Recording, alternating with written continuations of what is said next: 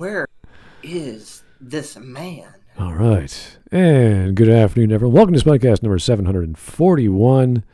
The Clone Wars was a warning for the West. That's a lot of W's. The Clone Wars was a warning for the Western world. Okay. Why? Yeah, I'm just like, okay, are we talking about the business side of producing the Clone Wars? Was it animation? Was it the story, something in the characters? I don't know. We're going to find out. So my guess, since you said this was just a week ago, my guess would be, because that's what my take would be. Yeah. Is that the Clone Wars foreshadowed the incompetence of Disney to come, because Filoni and Favreau, I can't keep the two apart. They both their names start with F. Yeah. And they both worked on the show. They didn't learn from the mistakes they made there, because it got better. The show got better through and through, and there were less of these in German we call it children's diseases. Like you start learning something, you make your standard beginner mistakes, and you grow out of them. And it seemed like at the end of the show that would be the case. I'm not talking about the last season. That's its own story. Then Rebels started, and all the same children's diseases again in the beginning. Seemed to get better by the end. Okay. Then Filoni, Favreau, I don't know who of the two, did Mandalorian. Good first episode. Second episode started falling apart. Went downhill from there. And it is exactly for the very same reasons of the children's diseases of the Clone Wars and Rebels. Because that man cannot learn from his mistakes. It's like he has to do everything he knows, and that includes all the mistakes he does. And it is infuriating. Lots of the other stuff, lots of the other media suffers from the same disease. To be fair, I would say the Clone Wars is probably more mature, not for just like adults, but kids and adults. So probably more mature than like Rebels, because I've watched somewhat. Oh, Rebels. It was. Rebels got the Disney treatment because Rebels was made under Disney. That was after the acquisition. And the Clone Wars still had the freedom of pre-Disney. And you notice this especially in the Dark Side episodes, which were, I'd say, they were the best of the Clone Wars overall. And in Rebels, you had the Saturday morning cartoon problem of everybody's shooting, nobody's hitting anything. Most dangerous situations. Oh, I have the dark saber, like the super lightsaber. Let's not kill anyone with it, but doing the complicated thing of just cutting through metal and inconveniencing others. While you are massively outnumbered, the enemies have ranged weapons and keep shooting at you en masse. I hate scenes like that. That's when I stopped watching Rebels, because it's like, you don't, like, I get it, like, you don't want to shock the kids, but the Clone Wars, like, kids were capable of watching that, and they could, and it was fine. Was there an intense moment? Yeah, but there was like intense moments in the original OT when Luke has to go against his father, like what was it? Empire Strikes Back. That's the scene when they're fighting. That's still intense, but I watched that as a kid. Yeah, and if you can assume that children can watch the original trilogy, then they can have some more believable cartoon violence in their cartoons. Well, I'm not sure where we're going with this title, and if you guys don't know, this is the fellow from Generation Tech. He does a bunch of these movies or videos every week or month or so, and one of them I just saw on the side was Cal Kestis is proof the Jedi were wrong, and I'm like, what? Who? Cal Kestis. Like wrong in what way? That's a good. Like these are the titles he makes, and I'm like, where is he going with this? So I want to know what he's going to be talking about again with business, narrative, characters. Yeah. So anyway, let's get started. It's a 17-minute video. I don't think it'll take that long, but we can speed it up if we're getting tired. It's okay. Here we Okay. go. Oh, my fingers isn't loaded right. I need a second. All right. Looking good over here. Aloha. Hey, Dunn. Hi, Dunn. Dunn is here. Hooray. Dunn. Dun. What's happening, Yeah. buddy? Nothing much. I'm just got finished with getting my 19th book ready for publication. 19th. That's You're on your awesome. 19th book. Yep. Wow. Yeah, that's great. I guess you've never slowed down, or maybe you took a break and went on vacation and came back with more ideas, or how does that fit for you? So I took a break for a little bit.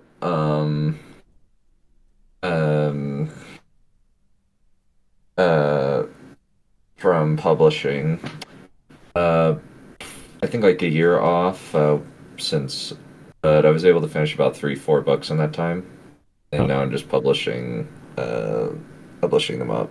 I noticed how you said publishing and not writing, so you just kept writing the entire year, or what happened there? I kept writing the entire year. I just haven't published anything between, I think it was 2022 and like kind of nearing the end of 2022, or maybe it was the beginning of 2022, and then the end of 2023. Nice. Okay, that sounds like a lot of people I know, they take a break from either writing, they do stuff like side jobs, or they go on vacation, they tour Europe, whatever they do. And they come back and they're like, you know what? I got to finish that book. I am working on a drawing, but I'm taking a break for a little while. It's kind of, well, Whisp kind of gave me the idea. What? Well, I'm drawing like a remake drawing that I did years ago, and I'm doing a remake of it just to say, okay, let's. Oh, you mean a progression comparison? Yeah. Okay. Well, good for you, Wisp. You inadvertently caused someone inspiration, and and hopefully that'll bleed over to your next idea if you continue that train of thought. Oh, it's like thanks to him. All right. Well, hopefully that will bring us all this wonderful, prolific sense of ideas that we can get down on paper, whether we're writing or drawing. Always nice to hear from you guys. And we're going to see what exactly is up with this video. I'm really curious about this Generation Tech guy. I think we've covered him before, and we didn't like him about halfway. So I don't want to know. I want to know he's one of. At least he doesn't have a stormtrooper helmet on while he's. This is a good point, or a mug. Of any kind. That he's clinging to, that is quantum locked, so he can hold on. What was that deal with the guy with the stormtrooper helmet? That's all. You mean Hello Greedo? Yes. Yeah. He wrote a book about himself. What? He did. What? He wrote a book. It was a biography about himself and how he went through college, and then how this tied into Star Wars. I don't know, but. Oh man, the narcissistic. I am a normal person. I do normal things. Look at my desk. That is the most boring desk of all time. Can I even say that that's like a narcissistic behavior of him just to do that? I wouldn't say that, because lots of people who have therapy or they go through life, they can write a journal. That's totally normal. But to publish your journal or diary about going to college is kind of like, why? It's a bit low tier. Why would you do that? Yeah. Yeah. It's a. I wouldn't call it narcissistic. I would just say that in that case, it's just immature. I mean, you can't, because you don't have experiences yet worthy of publishing yet. Well, I mean, if you think that those experiences are enough. I've met people who wrote. They were in a college, for example, and they took a elective in creative writing, and they switched from. I think they were doing design, and then they decided to go to University of, I think, Ottawa, or they moved to go into English. They wanted to major in writing. So it's like, oh, so you actually do like writing. This is what you're interested in. You discover that about yourself. So it makes sense to publish short stories or whatever, because that's what you love doing, and you're going to keep doing that. So it's good practice. So I could see that as a creative person wanting to pursue that. But if you're Hello Greedo and you're bitching about Star Wars all your life, and then halfway through you write a biography about yourself in college and whatever. It's like, okay, is this therapy? Are you trying to tell us something, or do you want, like, you can go search for it on Amazon and find it, I'm sure. To be fair, a lot of people would say we're just bitching about a certain movie, but to be fair, we at least have a point as to why we're complaining about a certain movie. Well, I would consider us, these are to me are forms of therapy, because we listen to people who either have horrific takes, and we're not playing therapist. We're just saying, why is this logic wrong? Where are their biases coming from? Yeah. Why are their conclusions this way? And then we go backwards and say, okay, this person likes listening to some guy who read John Locke, or the opposite of Aristotle, or whatever the deduction we come up to. When did we cover these people? People who love Where Jean, did you take those examples from? if you really like childhood and Rousseau and all these other fellows that thought this is how life is, without connecting the dots in like modern times, then either they're on their own philosophical stance where they're just sitting there on their porch going, yeah, this is how the world works now, that someone told me about economics from the perspective of Keynesianism. And you're like, oh my God, no, it's a horrible idea. So, do you have another podcast that I'm not aware of where you talk about these things? well, okay, you like to deduce everything to socialism. I like to deduce everything to some guy heard from some other guy about something they liked, and they run with it. It doesn't matter what it is. It could be That's okay. I mean, that's how the whole socialism bullshit spreads too. Yes, of course. Socialism. Okay. See, it works every time. It all goes back to socialism. Which goes back to Gnosticism, which is another topic. Okay, all right. Anyway, let's finally get started. Here we go.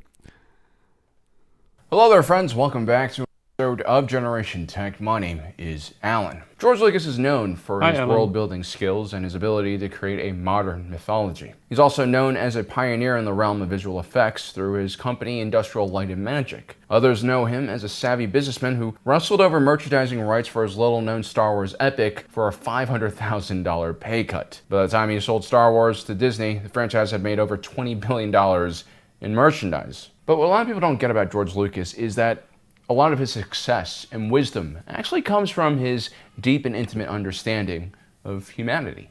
George Lucas... I love how we all just reacted. Well, I had to switch my microphone on in the middle. First off, I thought this was about the Clone Wars, not George Lucas. Businessman.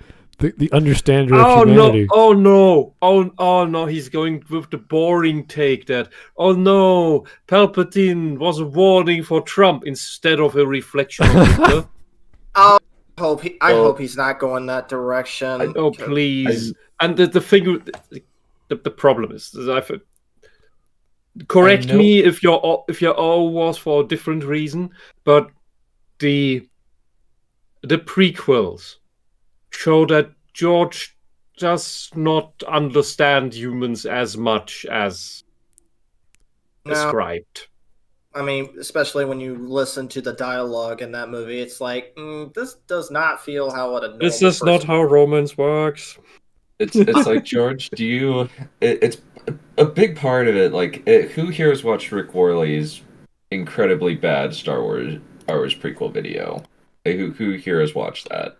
Not me. Rick Worley's? I haven't heard of it. I have only watched the Phantom Cut. Basically, the idea is that George is referencing other films that he loves by referencing shots, cinematography, right, and certain lines and characters with every single one of his movies. And the entire video is Apophenia the video. It's crazy how many weird connections are made, even between other Star Wars movies. And the idea is that George wanted to do a 30s style romance with the prequels, as well as replicate the acting of the 40s and 50s. It might even be the 30s and 40s. No. So it sounds like he really wants to go into his Flash Gordon roots and make everything romance and adventure and Flash Gordon this and this and that. I mean, I'd be okay. I'd be okay with the this innocent version of romance, of film romance, the cheesy stuff.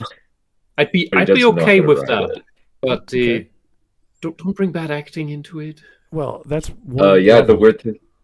The weirdest part is he's using severely outdated acting styles and not even replicating them well, because the idea is that he's replicating silent film stuff.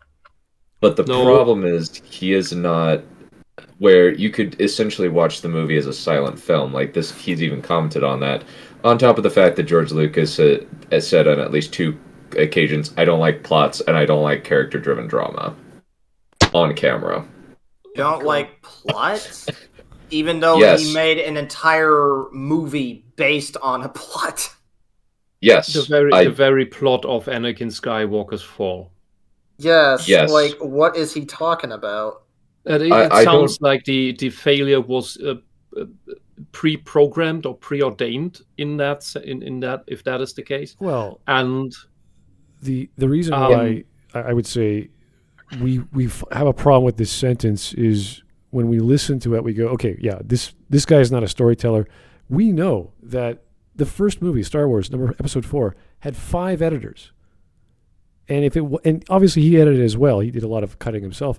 But if it wasn't for those edits, if it wasn't cutting out all this crap, all these extra scenes, all these filler things that he thought were important, whether they were side characters or building up this or that, if it did not have that, this movie would be twice as long, 3 times as boring, a mess, trying to follow all these threads. And this is, if you just look at that from an editing perspective, imagine how much could have been cut from, or was cut from episode 1, 2, and 3. So that's the reason why people say that Star Wars, the Revenge of the Sith, is like their favorite one. I don't know if they're saying like story-wise, but it's probably the darkest prequels that it's gotten. Yeah, and it's mainly because there's more action you can actually follow. And we know it's also really dumb. There's some major problems there. It's dumb, but at least there are, I would say, some interesting scenes with Anakin and Obi-Wan, and how the council runs everything. Mm-hmm. Now that you said that, he's trying to homage all these old movies. This extremely long fight scene between Obi-Wan and Anakin? Oh God! Is that a reference to the finale on the rooftop chase and fight in Metropolis? Because that was long. Mm-hmm. I would say that probably is a very, very good assumption. Because and by the way, that scene is amazing. That whole section. Metropolis is an intensely long movie, but it all the scenery is stunning. I was blown away. The best fighting scene in Star Wars was the Phantom Menace with Qui-Gon Jinn, Obi-Wan, and Darth Maul. Because it was straight to the point? It was straight to the point. I heard somewhere someone's complained saying this fight is too long. It's like, dude, this is like dancing to me. It's so cool and well put together. I don't know how the weird force field doors make any sense. I think they're just stupid props, but the whole room is weird too. The whole room it's just a stage room to have the scene work the way that it works along how the script wants it to. But I do like the idea of this great forced pause in the fight. That gives it a lot, because it's not just non-stop action. Well, if Darth Maul still doesn't talk, it's just a silent moment. If you want to take it as a simple series of melodrama space operas, that's great.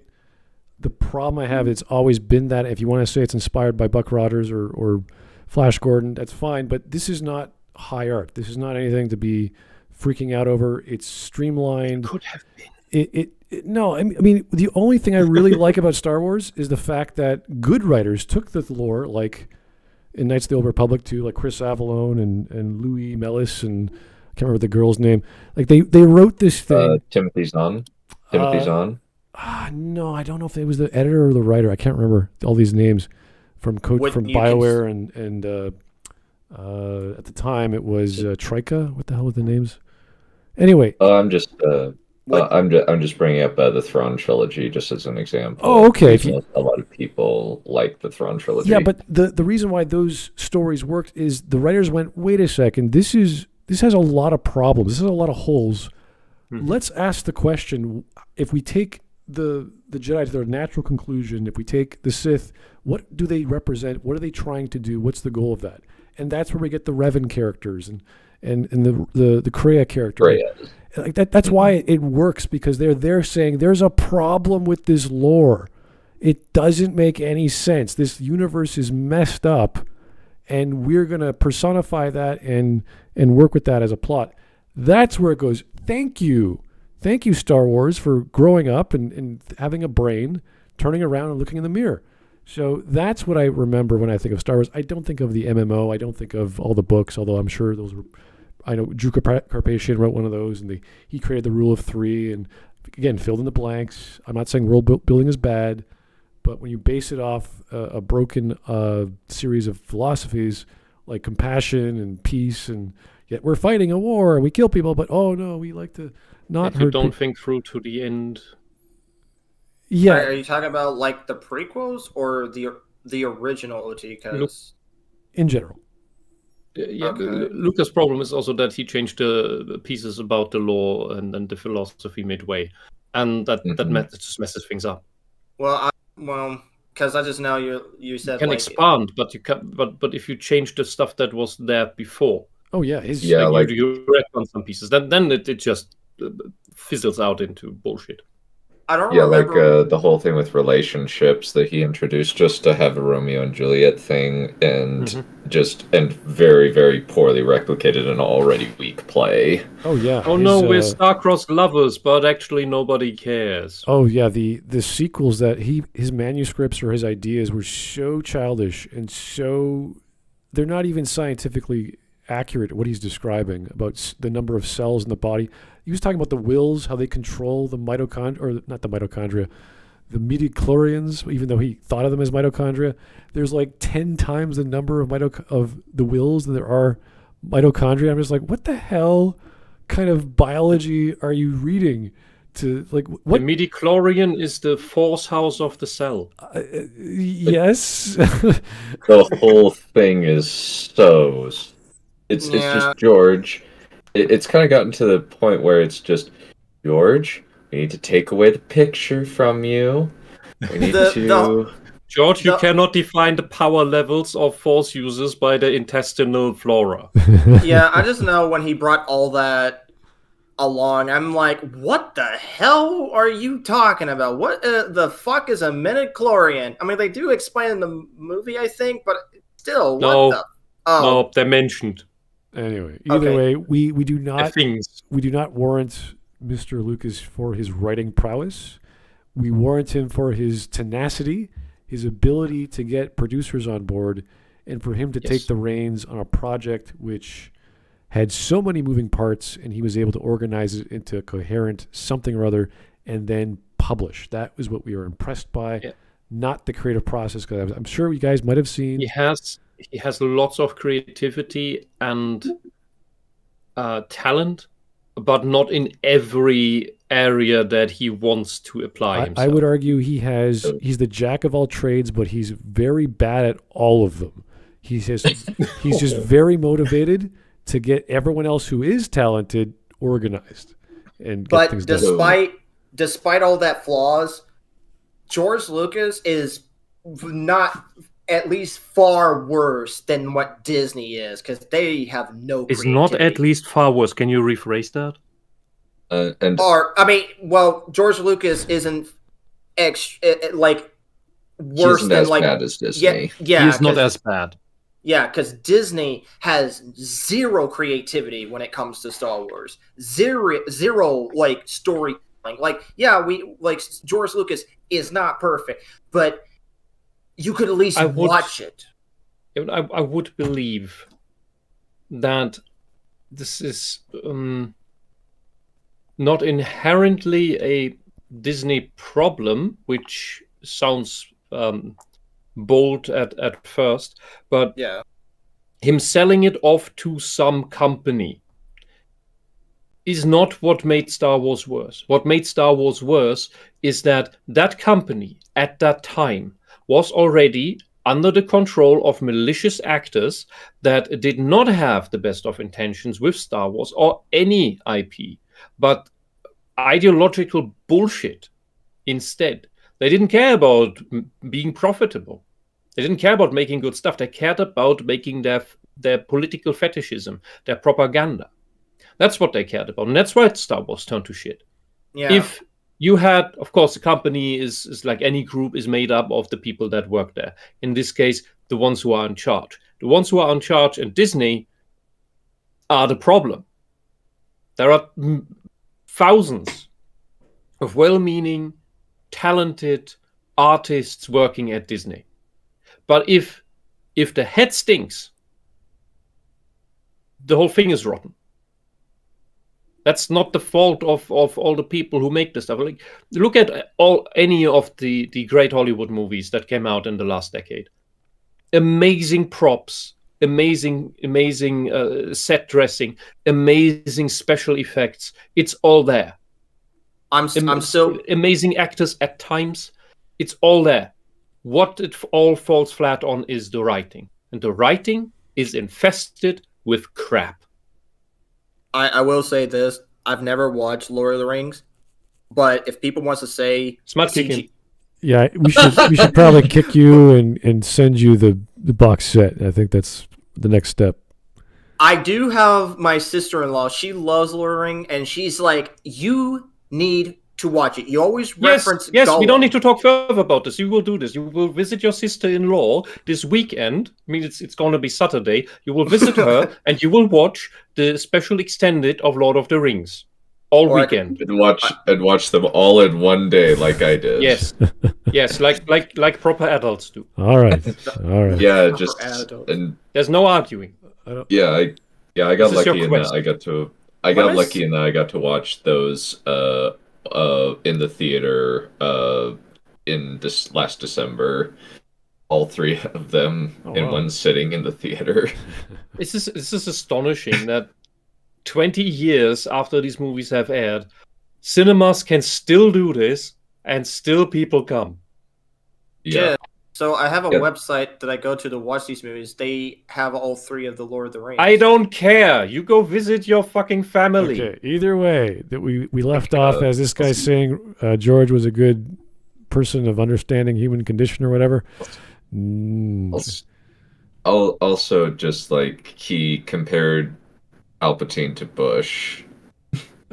Okay. Like he was trying to replicate Bush. Like that was one of the things that he did. Yeah. Actually, like I wish that was wrong. The Palpatine story was written ages ago.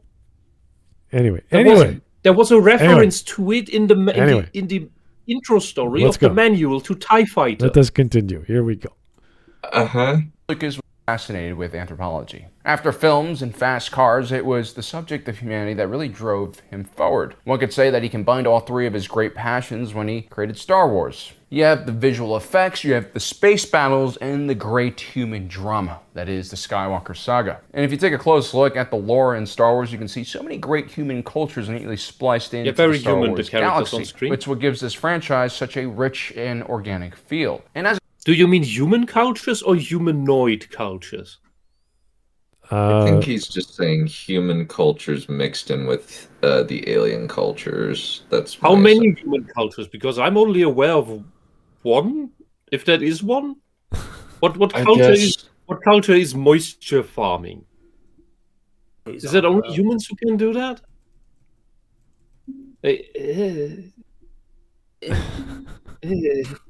Do we have to play the racial card and say, okay, these people represent the Asians and these aliens represent... What other cultures are there? Is the Empire a culture? What other human? There are no real distinct human cultures. The only time I've seen a distinct human culture, predominantly human culture, was in Andor, where they really took the effort to invent a planet with its own culture and how that worked, how the way that they work on that labor planet, that factory planet, how they integrated that into their beliefs, into their life cycles. That your ashes at the end would be turned into a brick, and that brick used somewhere in the city as like basically your gravestone. You become part of the city and are remembered that way. That is culture, and that is probably the only time that really sticks out in all of Star Wars where I have seen something done like that. Everything else, like what is done in the normal trilogy, in the original trilogy, is just visuals, like the way that what buildings look like on Tatooine. Well, I do know that some of the words he used originally were inspired by Japanese culture. Maybe that's because he knew Kurosawa films, but Obi-Wan Kenobi is basically, what is it, sash and sword or belt and sword. There's Jedi or Jedi, which is Daigeki, which is a style of film in Japan. So there's words and phrases for sure, but I think on the video it showed like aliens in the latex rubber suits. So I'm thinking, was he's referring to culture? Yeah, those. Yep, yeah. That's why I thought, like, what are you talking about? You're only showing us aliens. Those are not humans. I don't know what you are. Maybe you're just in a skin suit, but those were not humans. Don't try to gaslight me. I know what humans look like, I think. Let's see what he has to say then. Okay. A student of anthropology, it was only natural for George Lucas to also develop a really deep and intimate understanding of human politics. And throughout his work, we see George Lucas's political ideas and understanding shine through. While the original trilogies have a direct connection to past wars and political movements, the connections between the Empire and fascism are clear. Now, with the prequel trilogies, George does. So you do understand that fascism means everyone has to fall in line, just like with communism. That's just a side note. But I will say one thing. The criticism that the prequels get for this just walking around and sitting on couches and talking on couches, that is annoying. That may play into this silent movie shtick that you mentioned, Dunn. Mm-hmm. Yeah. But from 10 years of experience in politics, I can sadly attest that, yes, that is how politics happens. You sit around on couches and talk. Yeah. With people you have never heard of. It gets boring really fast when you're just watching the movie and you're just like, okay, where's the interest? Life politics isn't boring when you're into that, but in the movie it is. Well, that's what I was talking about, like the movie's politics. It's just like, I don't really care. Like, the only time their politics ever come up that was slightly interested was in the series of the Clone Wars. But they do move things along fast, so they don't waste your time. Clone Wars had mainly just the Clone Wars had. You mean the movie Clone Wars or the series? The series. They don't waste your time. So. Okay, the thing with the series, the Clone Wars, is that Lucas had oversight on that, but he didn't write it. If he wrote anything in there, I have forgotten.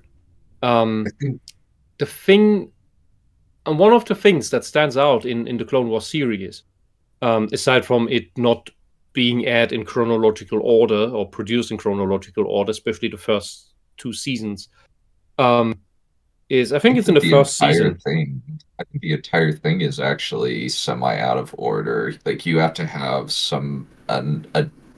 go to Wikipedia and find. I do remember one of the last episodes in season 6 plays before the first episode.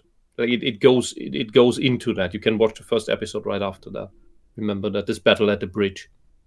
Yeah, there's also weirdness where even in the same season there'll be stuff out of order, like Maul's appearance on Hondo Ohnaka's planet is supposed to be after the Jedi Padawan episodes, but it's aired before it, and it's really weird.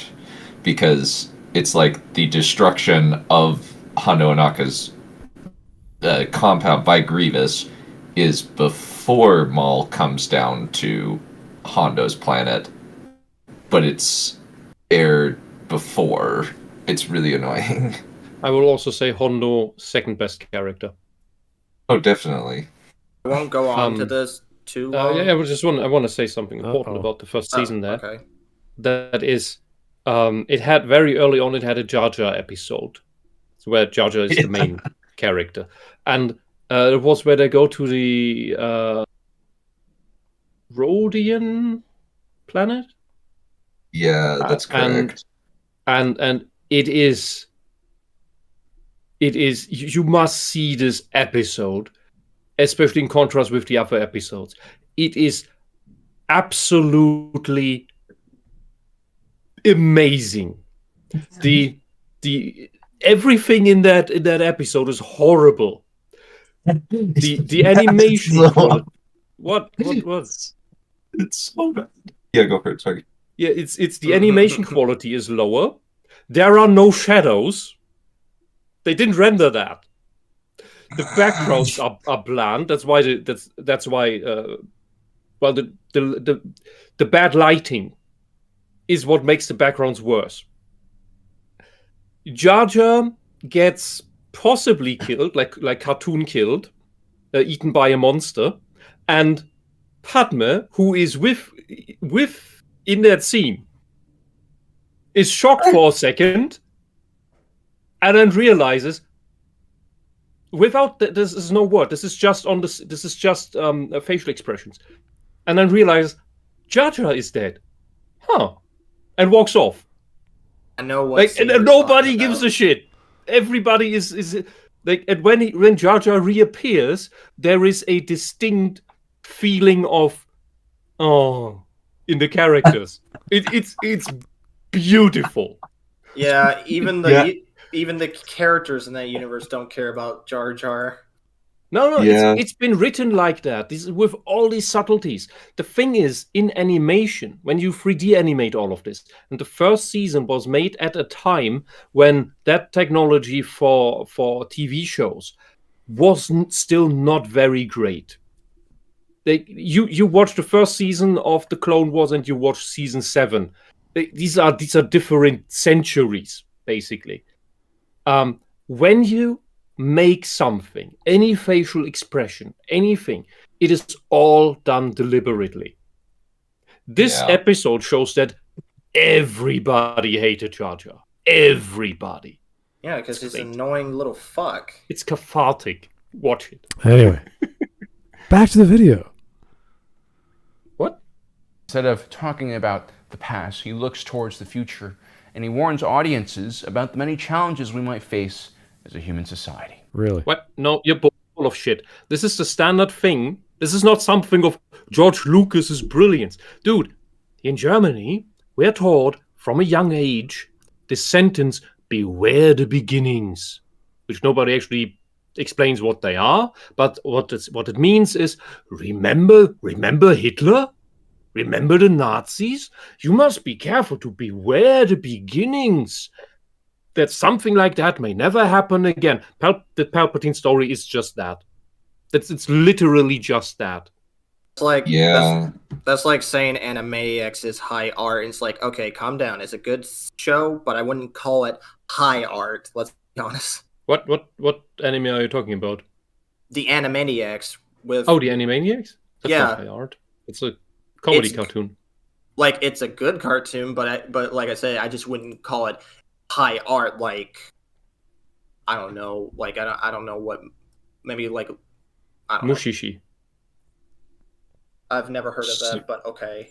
Okay, let's not delve into other animations. Let's focus on this one. Yeah. This is about great chaos and suffering that could come should we, as a free society, let our guard. No. What? Palpatine does not bring chaos. He brings absolute order. Order. That is what fascism is. Absolute order. Where everybody has to do exactly what he's told or gets the bullet. That is not chaos. that's just order but corrupted. Like anytime the Empire loses control of a place and that place is now free again, woo, uprising, yay, we govern ourselves. That is chaos. Or it's a different pocket of a different sort of order. What Palpatine wants is the whole galaxy according to his design. That's order, not chaos. It's not like the two figured out, man. It's not like the Joker. Like, he wants chaos. Palpatine wants, like, control. That's it. Yeah. That's what a tyrant does. He wants order. His order. And he'll keep He's the dear leader. And he'll keep it anyway. Like, he was about this close to just throw Darth Vader on the side because Luke was there. But since he rejected him, it's like, so be it, Jedi. Mm-hmm.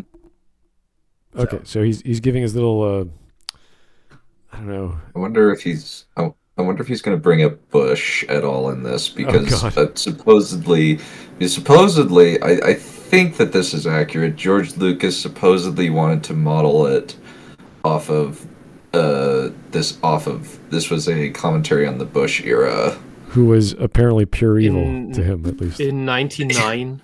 Yeah, this is 99, 2000s. Well, no, Revenge of the Sith specifically. Oh, that's just weak. Yeah, Just go with your original shtick. Don't try. Never. So this is important.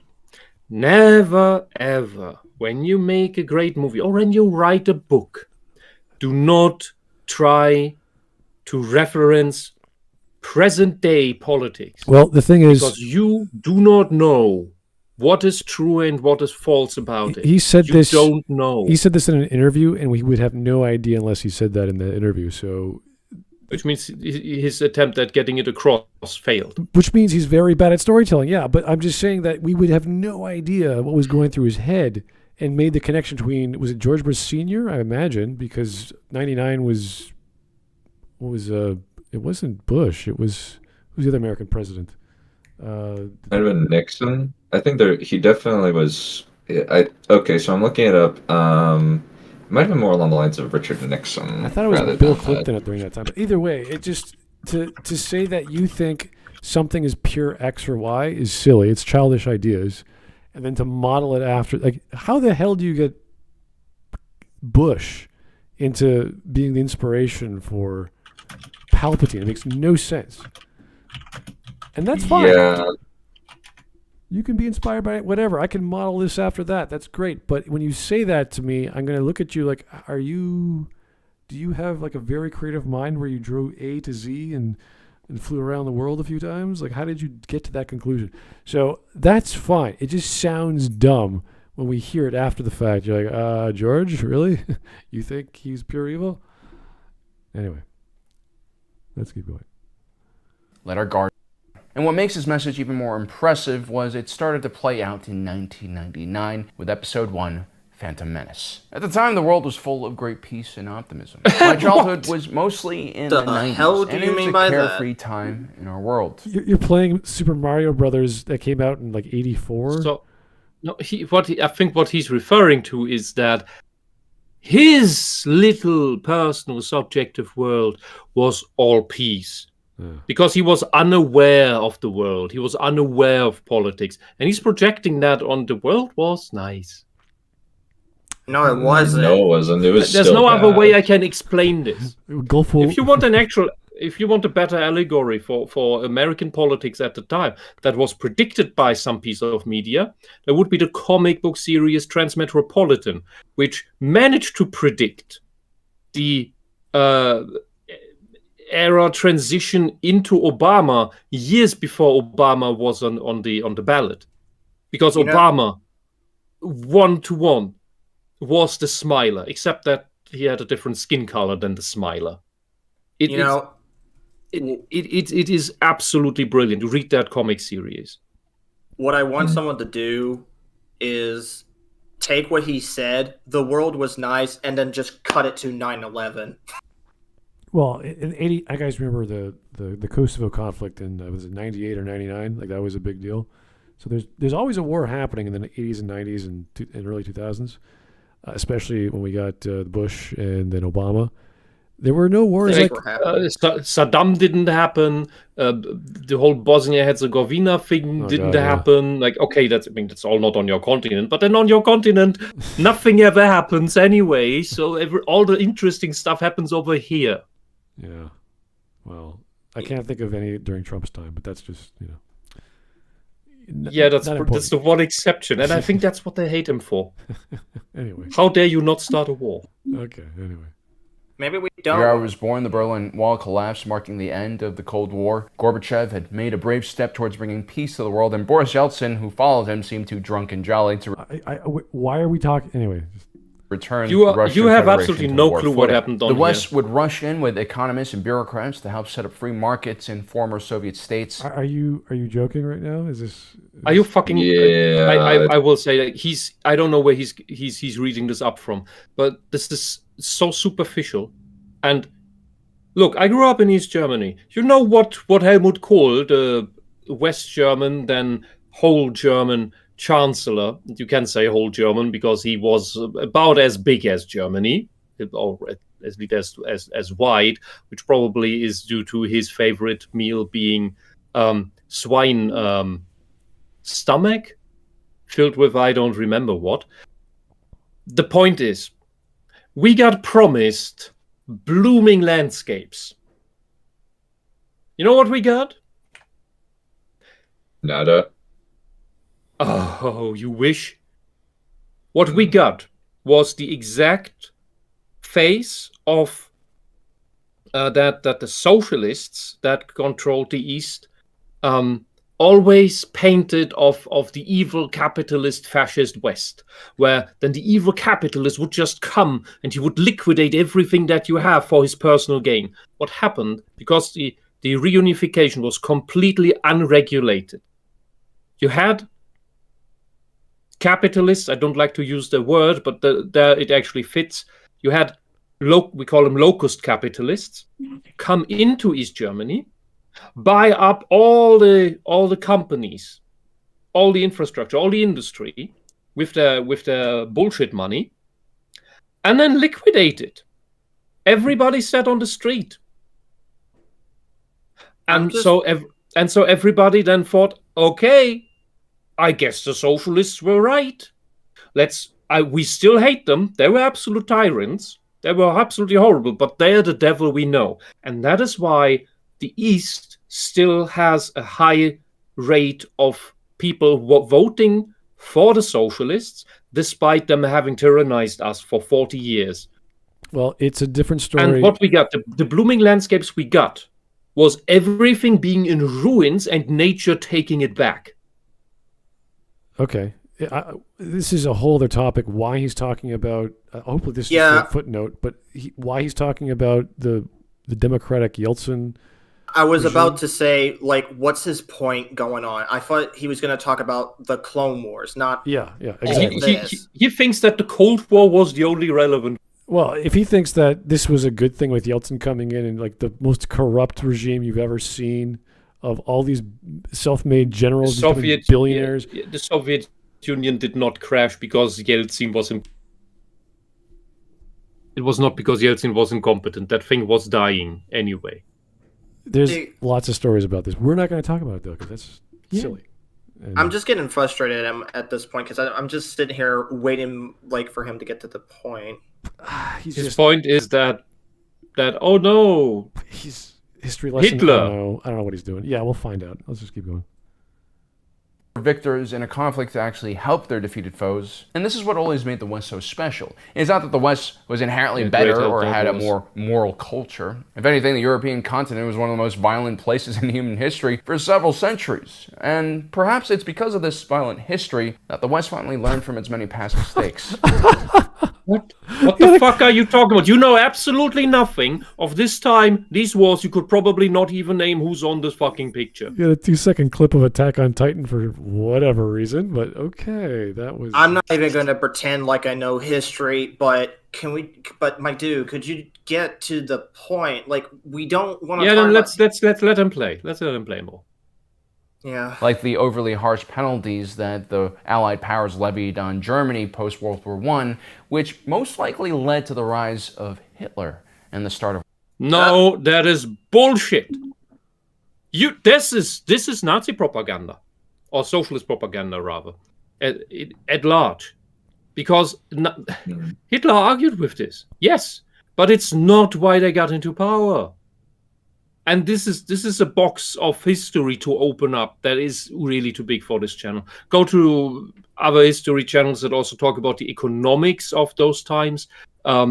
Tick History does this a lot. He has 4-hour videos on this topic. I cannot summarize this, and you know I already take a long time to explain anything. This is what he's saying here right now is bullshit. You know what? People in the Bundestag, the German federal parliament, got called Nazis for bringing up this historical claim that it was World War I reparations, alternatively Versailles, that led to Hitler. That's wrong. That's just factually wrong. Do not get your history knowledge from this douchebag with an almost 100 million subscriber channel. I would just recommend, if you're going to learn anything from history, especially nowadays, your best option is just read a book about it, because... Read old books. Yeah, because I can't even look up the word fascism with them saying, like, oh, fascism is something for the far left or far right, and I'm like, yeah, how much do I want to bet that this is bullshit? It's bullshit. Yeah. Anyway, I hope he's just summarizing as quickly as possible to get to a point. I hope. The West came into the former Soviet states looking not to conquer, but to instead create economic ties and friendships so that another war would not occur on the European continent. Then you have the emergence of NATO as a peacekeeping force. They would intervene during the Bosnian War and also the Kosovo War, and it showed... Which were caused by an American president who decided to draw stupid lines on the map that led to people who hate each other to be in the same nations. That's why to this day, that area of Europe is a powder keg. Thank you. That's a war you caused. Not you personally, but that Americans caused. A whole region. And it's the same reason why everything in Northern Africa is shit. Why Israel is shit. Why everywhere is shit that is south of Europe. Because some asshole drew lines in a malicious way to get people into nations that don't belong into the same nation. That should all have their individual nations. What about Korean? The what? Korean. Like... Korea? Did American, like, fucked up? I've heard a lot about Korea, but I just don't know much about it. Like... I heard people say that it's our fault that what we did to Korea, and I'm like, I mean, the only mistake that Americans did with Korea and Vietnam is that they pulled out. Oh. Anyway, because when you pull out against the communist enemy, then the communist enemy takes everything. Either way. And why the hell did you then waste any blood? I want to know where he's going with this, because we were hoping for a narrative argument, a business argument, not a, hey, war. You're like, what? What are you talking about? What is Star Wars? None of this has anything left to do with the Star Wars story. Also, the Star Wars story is a conspiracy of the highest order. The clones and the droids are both controlled by Palpatine. Yep. The droids are controlled by Count Dooku. Palpatine controls Dooku and thus controls the droids through Dooku. So this is a fake war in order to get himself into power. If you would claim anything like that about our world's politics happening, They would call you names like Alex Jones. Oh boy. Anyway, I got to read this super chat, of course, but it's just a completely change of topic. So thank you, Vlad. Unrelated, but would you push a button that brings back Christopher Lee to play Tywin Lannister? Pause, yes. But yes. Rob Schneider plays Ned Stark. Oh no!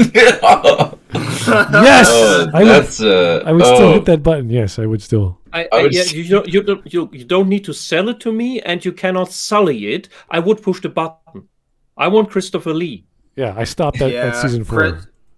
Christopher Lee is like my favorite actor ever since Back to the Future. And musician.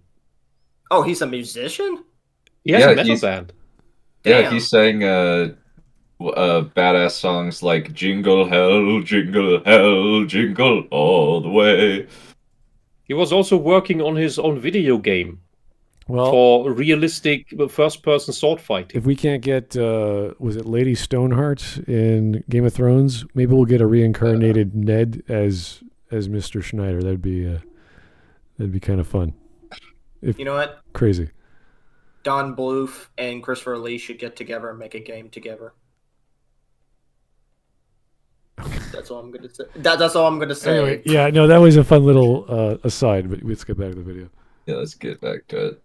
So that the West had the power to back its ideology. Political scientist Francis Fukuyama famously declared that we idiot. had reached the end of history, and The Last Man is the title of his most famous novel and most doomed. His book is dumb. It's complete idiocy. It is the most naive crap you could come up with. Oh, if everybody has economic ties to everyone else, then there won't be any wars because everyone is dependent on everyone else, and that is the end of history. Like, fuck you. See, if you have economic ties to someone else, or the other way around, that means you have political leverage. And if you want more political leverage, you work that you are not dependent on others, but they are dependent on you. That is how history continues. And when people are too upset with it and have the means, then they will have war again. That's how it happens all the time, will forever. In my mind, I'm just waiting for one of these nut jobs to say, but Wisp, that's like a fascist thing you just said. No, it's not. That's what's happening That's in just Ukraine ancient right castle building shit. That's just life. Anyway. What's that got to do with fascism? Anyway, Fukuyama is putting out the fascist bullshit where everybody lives in the globalist world where that has one order that everybody has to be subject to be at peace. Like it's peace through total power, total control. That sounds like fascism to me. I've had this fucking book on the shelf for 20 fucking years, and I regret having used my pocket money back in the day. I think it was in 11th grade or something that I bought it. I fucking hate the guy. Yeah, well, like you said, like, what does that have to do with fascism? Sometimes I don't know, because people just say they just call you names. They don't know. The left doesn't know what fascism means because they're guilty of it. Right. All right. They just say, "Oh, that's what the Nazis were," which they weren't. If you take it. Very well, I guess there's two layers to this. Either all socialism is fascism, or it's only Mussolini who was a fascist. Oh dear. Depends on how you look at it. Okay, good, fair enough. But let's get back to whatever this guy's trying to say. Let's keep going with this guy. Let's see what he's got to say. He claimed that liberal democracies had won, and that the enlightened values of individual liberty, economic cooperation, human rights would spread all across the planet, and we would have peace. Now, Fukuyama was wrong, just like H.G. Wells was wrong with his 1914 novel titled The War to End War. Thank a criticism goodness of German he admits militarism that during he's World War wrong. I. Now, Thank ideologically speaking, Francis Fukuyama isn't completely wrong. Liberal democracies seem to be the most efficient form of... And the most efficient way in order to corrupt the nation and get socialists into power, and then they throw the elections out the window. Because once they are in power, they don't want to lose it again. So they will at best give you some mock elections that don't actually change anything, or something where only they are the only party that is eligible to vote for, or they will just do away with the elections overall because they simply define everybody as a socialist and therefore themselves as legitimate, because since they're the Socialist Party and everybody is a socialist and everybody who's not is an enemy of the state, they are legitimately legitimately democratic rulers. That is what East Germany did. That's why they called themselves a democratic republic. That is Friedrich Engels' definition of the dictatorship of the proletariat, is the democratic republic, the specific form. That's his words. That is why East Germany is democratic in the socialist sense. That is why communist China is democratic in the socialist sense. That is why the European Union, which is led by a commission and the completely useless parliament, is democratic in the socialist sense. That is not the democracy that we were promised. That is fake. That is a fake democracy. And that is the democracy that Palpatine is building and using and abusing. Because is there still a democracy once Palpatine is in power? No, because it's not necessary, because he's in power. That's the whole shtick. That's what Hitler did, and that's what every other socialist does. To quote Joseph Stalin, it doesn't matter who votes. Okay. It matters who counts the votes. I gotta read this one again. It's a bit stranger, but thank you again, Vlad. Would you push the button? Another aside. Nicolas Cage plays the God Emperor of Mankind in 40K. No. I would watch this movie. Oh God! But I want to see him play Super. But Adam Sandler plays Buffalo Bill in the Silence of the Lambs remake. I'm actually okay with that. He can't. Adam Sandler is much better when he's not in his own material. Point. But yeah, Buffalo Bill in Silence of the Lambs had a very small part. He was a creepy weirdo. He could do a good job, actually, I think. So. I'll probably watch Nicolas Cage if he plays whatever he's played in. He's just funny to watch. But the only time he was good at something is when someone shut him the fuck up during Willy's Wonderland. I think that was the name of the movie. Well, it depends. Is he the God Emperor on the throne who's just a skeleton, or is he actually like fighting? I don't know. I think if they're doing like the Horus Heresy era. I think that's the movie you would make because that's where story happens. Yeah. But okay, Fox guy, you need to watch Mandy. Mandy? Mandy. What's Mandy? It's a Nick Cage movie, a double feature.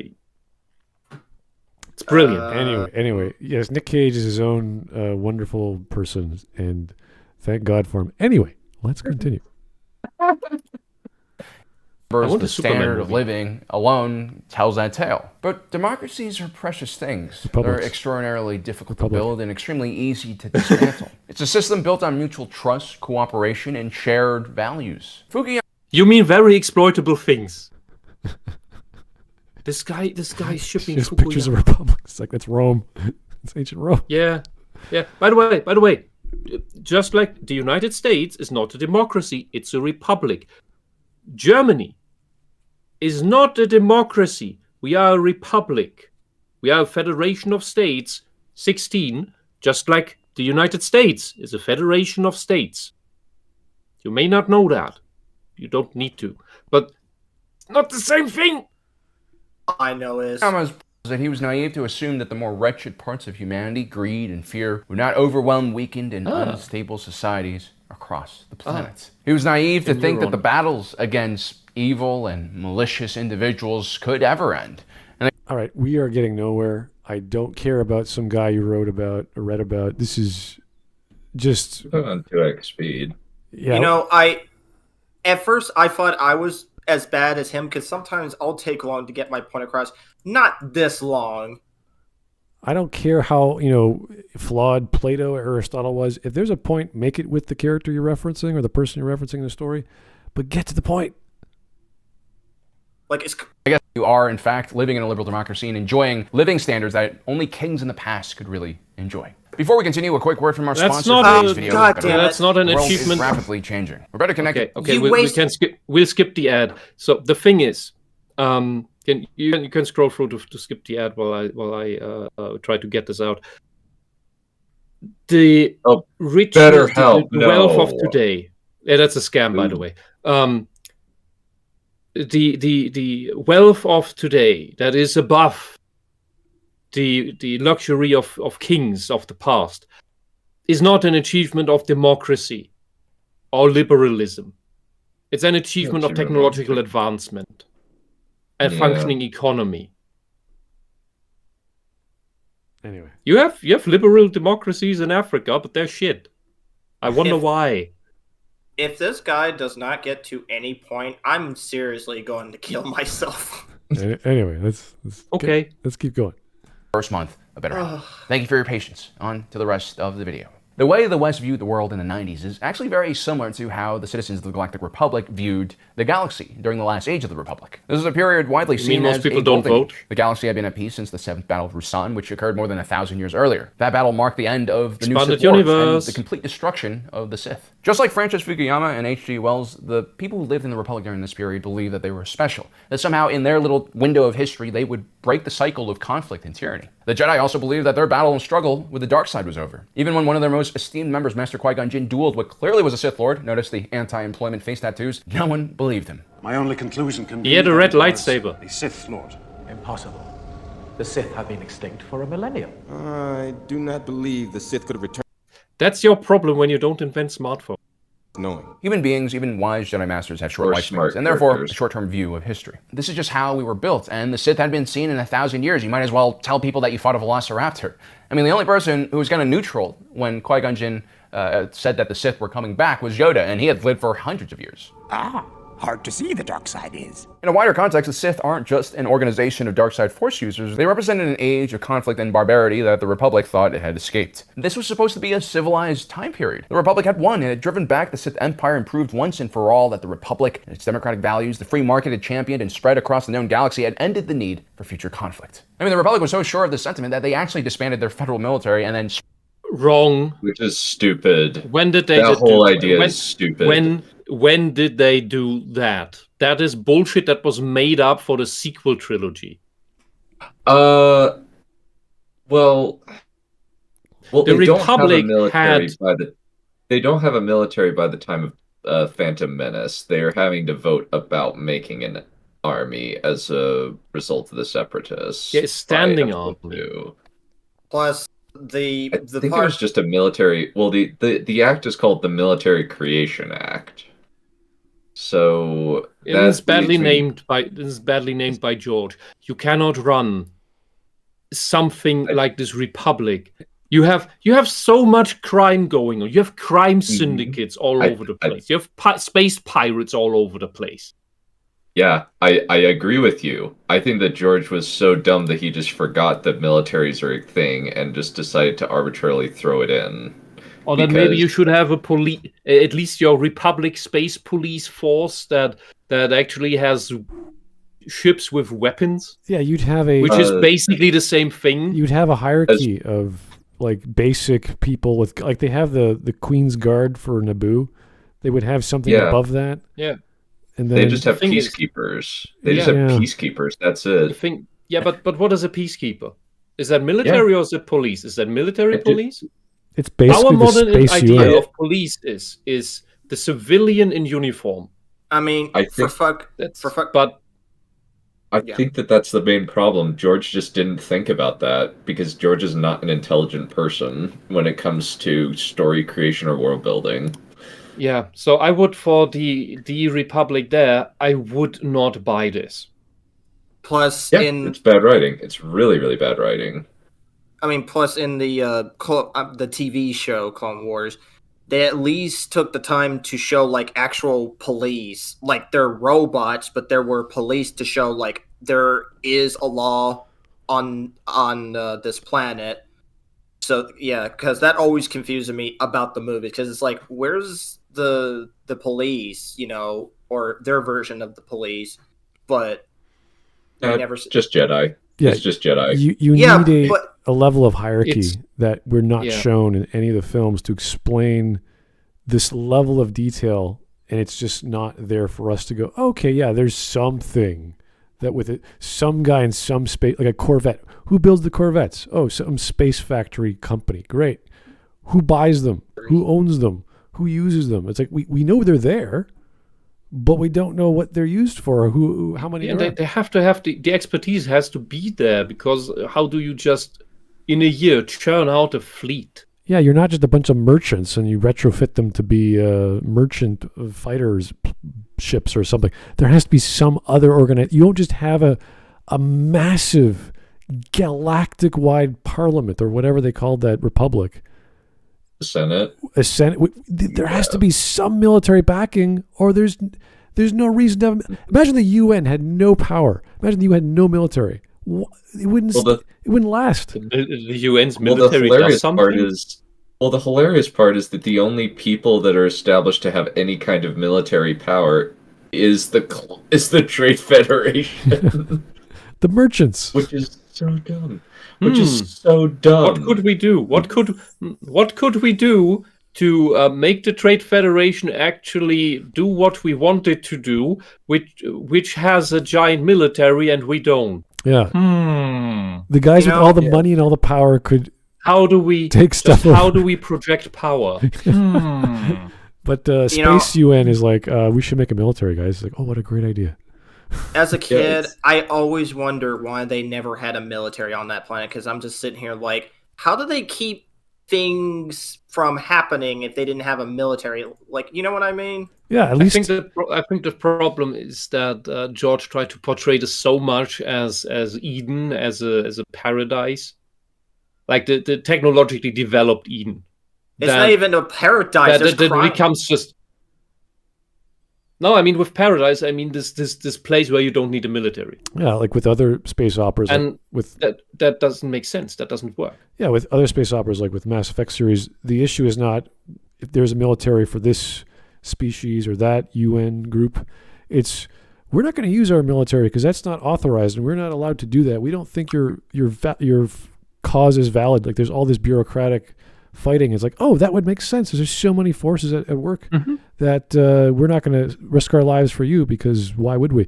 So that makes a heck of a lot more sense. And that's all George really had to do is say, yeah, we have a military, but we can't just deploy it for Naboo. Why would we do that with the Trade Federation? It's a tax issue. What the hell we need a military for? We don't need to bring. Have you any idea how much that costs? Yeah, and, do you have any idea how many papers we need to stamp? Exactly. Bureaucracy gets in the way. So that would make a hell of a lot more sense.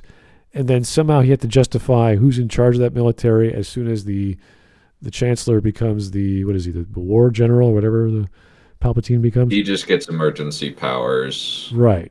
And that gives him basically he's a president of the military at that point. He's just saying, I shall create a grand army of the Republic. And then the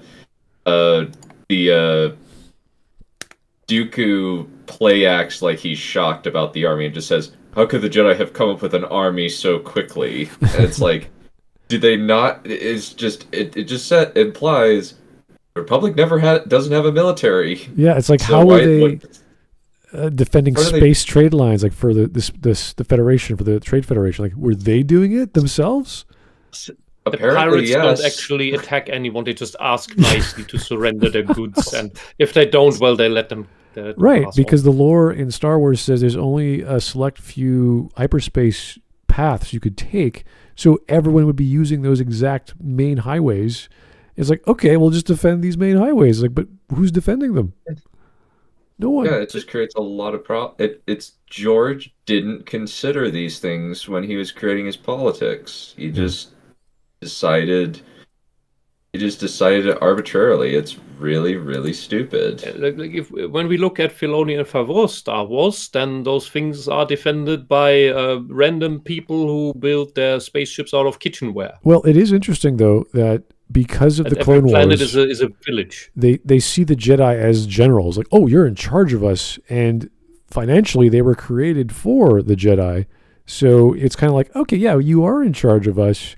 And I don't know if that's a genetic thing or they just part of their programming. Let's put the peaceful monks in charge of our military because they have the most military training in their peaceful in their passive pacifism. I'm not sure. Religion. Yeah, sword fighting translates to starships very well, but at least it's or something. Tactics, or waging war. Yeah. Yeah, wide scale tactics is very different than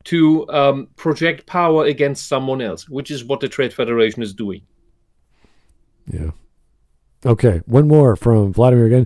Also, they rely on clones that take 9 years to grow into 18-year-old bodies, and no one enlists, which would probably be cheaper. Oh, but that's a good point, that you build your own army that you don't have to worry about. Yeah, but the clones are, strangely enough, just ready and already trained. Well, how do you build a military from nothing? You don't have the same level of military experience, which is why you should always keep a military active so that knowledge does not get lost. Yeah. Yeah, it's one of the reasons why we just say, George, your world building is ass. Don't bother. Yeah. Yeah, even the Two Rivers functioned better in Wheel of Time, the book, not the horrible show. They didn't have a military, and the Kingdom of Andor certainly wouldn't come to help because they were so remote that Andor forgot to tax them for 200 years. Mm-hmm. They didn't even know they were part of it. Then an army of horrible fantasy monsters comes along. They think, oh shit, maybe we should build palisades around our village. Before we get to the video, first off, Rob Zombie's Halloween movie wasn't that bad. Have you watched that movie? Like, Rob no joke. Zombie has rarely made anything good, from what I understand. Only music. He butchered like everything about Halloween. Like, I hope you're joking. Well, Rob Zombie's an interesting guy. I love his music either way. Let's continue with the Alan Raptor. Thank you. Can you guys get to the bottom of this for me? What's the deal with Sifo Dyas? Is he Dooku or the Emperor or what? Oh my gosh, that's a whole thing. Oh, Sifo Dyas is his own person. That is another person. That is not Dooku. Well, it would make more sense if he was Dooku. Well, actually, it's funnier. Funnier than that. Sifo Dyas was originally supposed to be Sido Dyas, but it was a typo. And George just switched it from Sido Dyas to Sifo Dyas, and it was originally going to be Sidious. Oh, a pun. Jedi Sidious. That's a great name. Yeah, it was supposed to be. It was going to be Darth Sidious, but it was supposed to be Sido Dyas, but because of a typo, he decided to make up a new character rather than and just went for it. That really dumb pseudonym would actually have been funnier. Yeah, like I wish it would have let the story be simple at the right point, where it is Palpatine himself who commissions this army in order to use it later on. It would be so much better.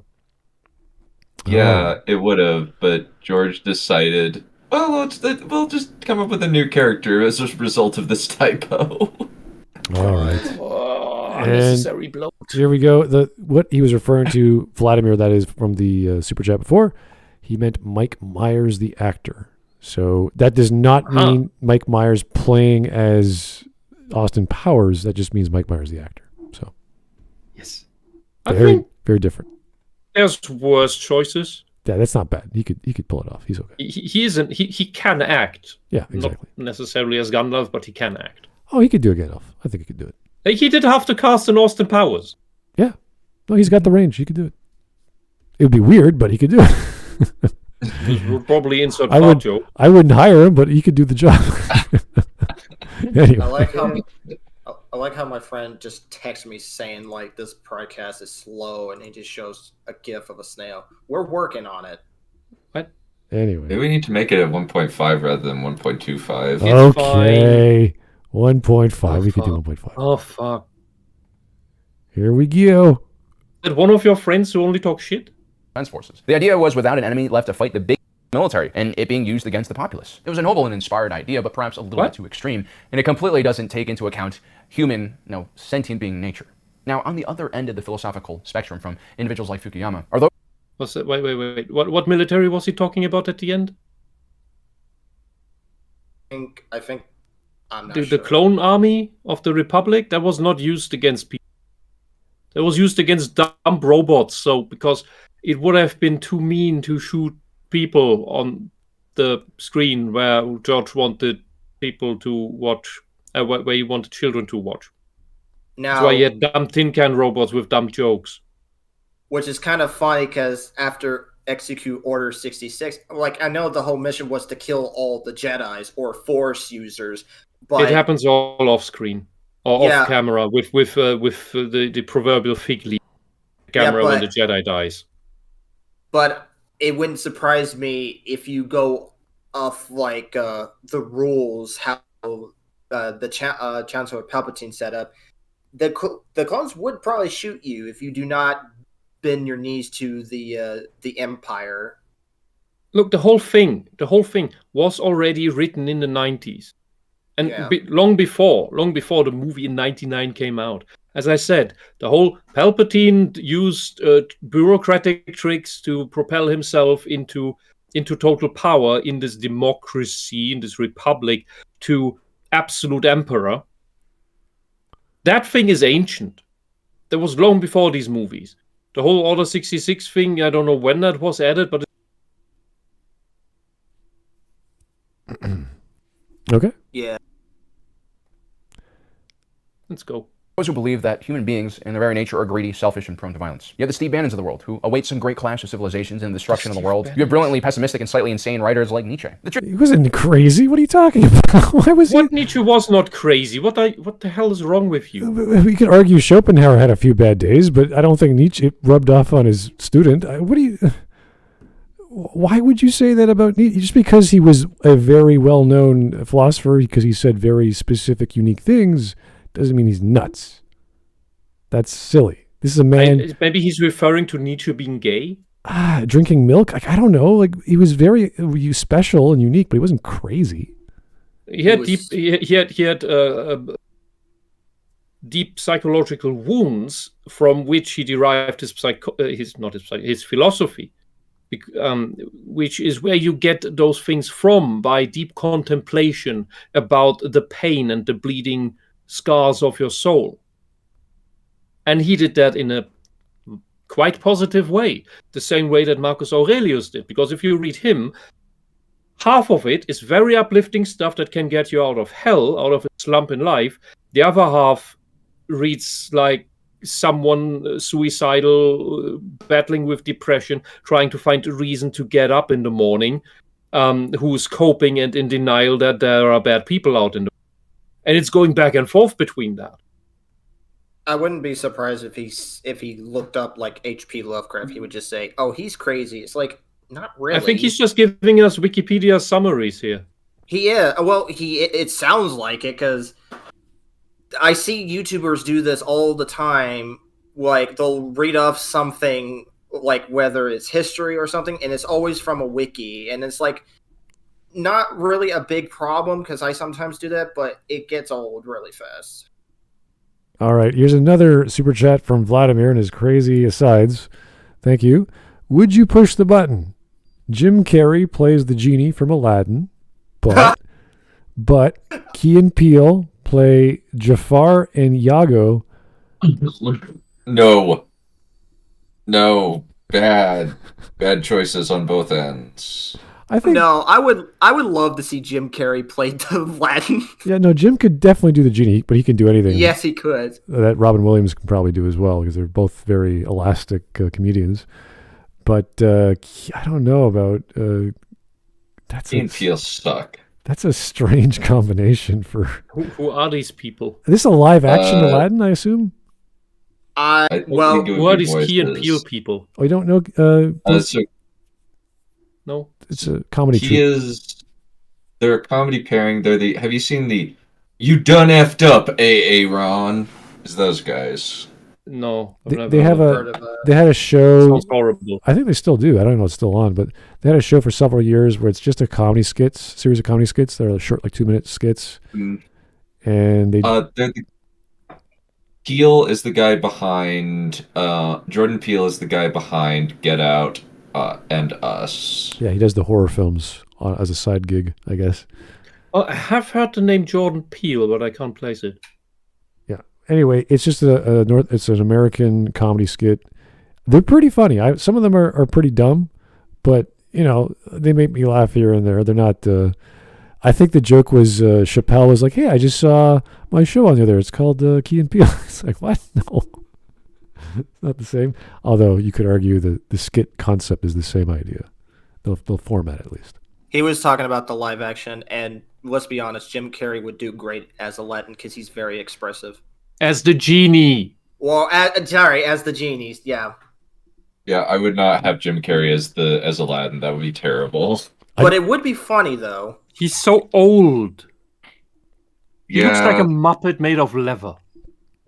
Yeah, they also I think though Hollywood has kind of stopped hiring him because he was very much an anti-vaccine for and well, unilaterally a lot of people. It was kind of just because people bemoan, oh, he's an anti-vaxxer. Hollywood kind of. Oh, he has a brain. Fair enough. Yeah. I'm getting tired of these corporations being like, oh, we'll kiss ass to you, but you have to follow our authoritarian rules. You have to take out our untested bullshit that has killed all the lab mice. Wait. Mm-hmm. Cool. What? No, thank you. All right. Please take it yourself. Anyway, let's keep going. There's no answer when you're discussing the state of humanity and what course will take into the future. I mean, both schools of thought are relevant here. Humanity can definitely enlighten itself to a state of peace and success. I mean, compared to the rest of the human history, the world today is safer, kinder, richer than ever before. So how do you know we can do that? Have you looked at Libya? Have you looked at history? Like, what? Have you looked at Syria? It's like, we can totally make a peaceful society. It's like, really? Have you looked at what China is trying to do all the fucking time? Have you looked at Somalia, Ethiopia, Zimbabwe, South Africa? Have you looked at what's going on in Europe right now? Are you blind? I would say what's going on with Israel, but I don't think it's as bad as I think. This guy is living in Plato's cave. He's never left it. He only got a memo. And it was a very incomplete one. Okay. Yeah. In the West, the poorest among us still have access to healthcare and nutrition that not even kings had in the past. It's clear also that in the last few centuries, with each step backwards, we're taking 2 steps forwards, and we're learning a lot of times from our mistakes. Well, not all of our mistakes, but a lot of the mistakes that we've made. It's also clear that there will always be individuals who will try to bring us back into chaos. No society is immune to anarchy and tyranny. These are not two sides of a coin. They are siblings in their extreme and fatalistic view. I don't. He's on about. It's just that sentence was so much bullshit that it takes too long to untangle it. Also, the part where he said like we're making mistakes. We wouldn't be making these mistakes if you people would stop erasing history. Yep. Look. It's not we. It's not we, society, the people that are the problem. It's our rulers, and that we do not deal with them. As corrupt, tyrannical, despotic rulers should be dealt with. That's the problem. Because what individual people down here, all the nice people, the nice neighbors, do and think, that's not the problem. That's nice. That's nice stuff. The problems happen up there. Where you don't go to look, where you don't have the spine and the ass to get up and do something about, because that will get you shot. You stay in line, because that's where it's safe. Until then, they decide that your line isn't needed anymore. And then, only then will you realize that you already live in the tyranny that's in the making, that looks just like the old tyranny. That it's just an illusion. A brief time, a breather, where the assholes of politics just give you a little time to get comfortable so that you don't notice they're already all there. They're just waiting for the right moment to flip the switch. All right. Let's keep going. The Republic, with all its wealth and stability, couldn't avoid the trappings that many Western democracies face today. The Republic, since its earliest days, was founded on two basic principles. One was sentient rights. The founders of the Republic were slaves. They had just thrown off the yokes of oppression years before they established the Republic. And two, most of the people who founded the Republic were human and had this entrepreneurial spirit, which really helped the Republic grow at a rapid pace. And this was thanks to free market economics. In a lot of ways, the Republic is an analog for the liberal democracy worldview of today. But here's the thing, just because your system is founded on lofty principles and you have the high ground, morally speaking, doesn't mean you can just float on those laurels. You Creating can have an that egalitarian without society in which everyone is democracy. prosperous and happy is a never-ending struggle. And the leaders of the Republic during the Golden Age made the mistake of believing that their founding document would somehow provide a shield over their more nefarious actions and inadequacies. The roots of the Clone Wars are extremely clear from a historical standpoint. After centuries of neglect, the Outer Rim territories looked for an alternative to Republic rule. Yes, Darth Sidious and Darth Plagueis before him had a hand in exacerbating tensions between the Outer Rim colonies and the core regions of the galaxy. But as much as we'd like to think that a few shadowy individuals from behind the scenes can affect world events, in reality, the power has always been...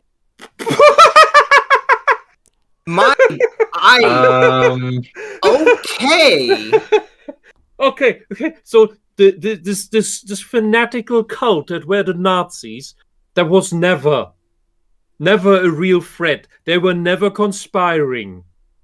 There was no what the socialists, the communists did, who always scheme on how to overthrow these horrible monarchs that are in the way, like the guy who shot Franz Ferdinand. Was it? I'm getting names wrong again. I'm bad. The Austrian monarch. That was a Serbian communist. It wasn't a Serbian freedom fighter, because do you think that under communism Serbians would have been free? The whole Lenin shit? Yeah, that was not a conspiracy. The whole thing where they at the end killed. Oh no, totally not a conspiracy to set them taking a family picture and instead then putting them before an execution squad. Totally not a conspiracy.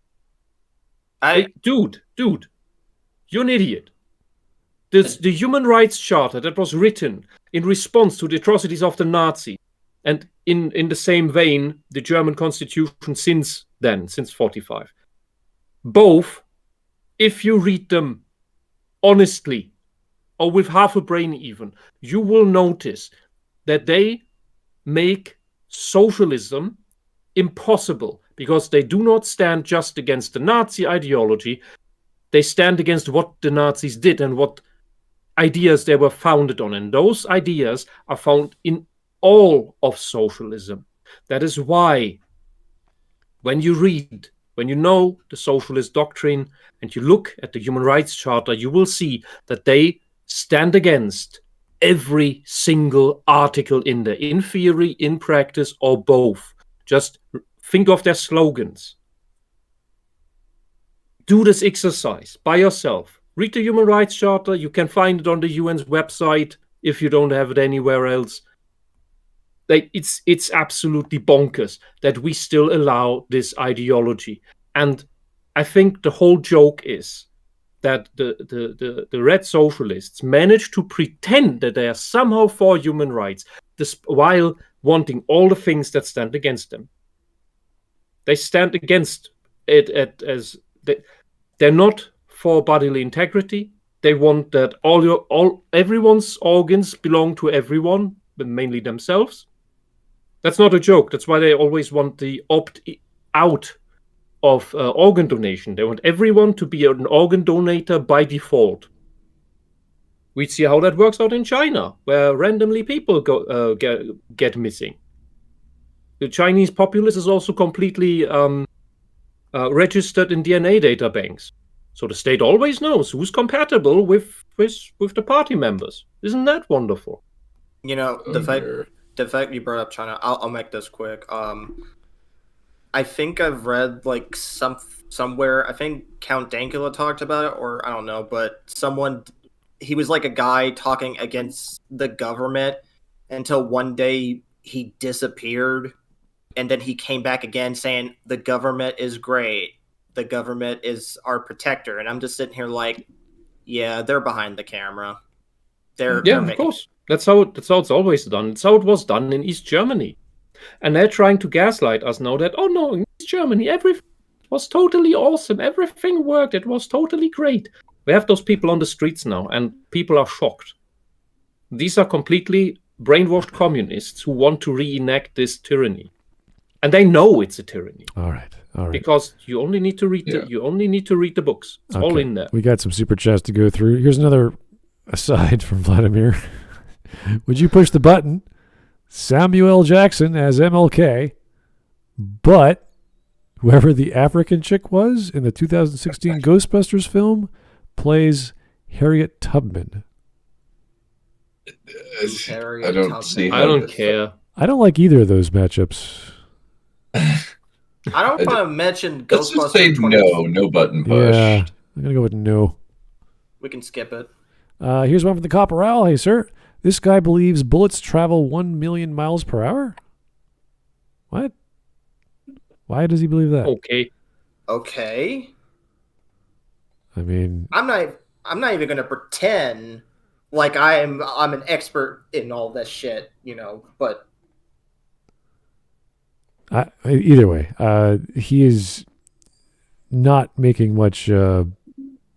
His recap of history is flawed. He's using analogies, and I'm like, okay, make the analogy, then explain how the analogy works. You just made 2 analogies. I'm like, I don't even know what you're talking about anymore. I don't think he means it in a bad way. I think he's just grossly, superficially misinformed. He's using not additive words, but words that just carry on a sentence for no reason. You're like, you're not going anywhere. You just. No, and that's why I've been just drinking tons of water. It's exhausting.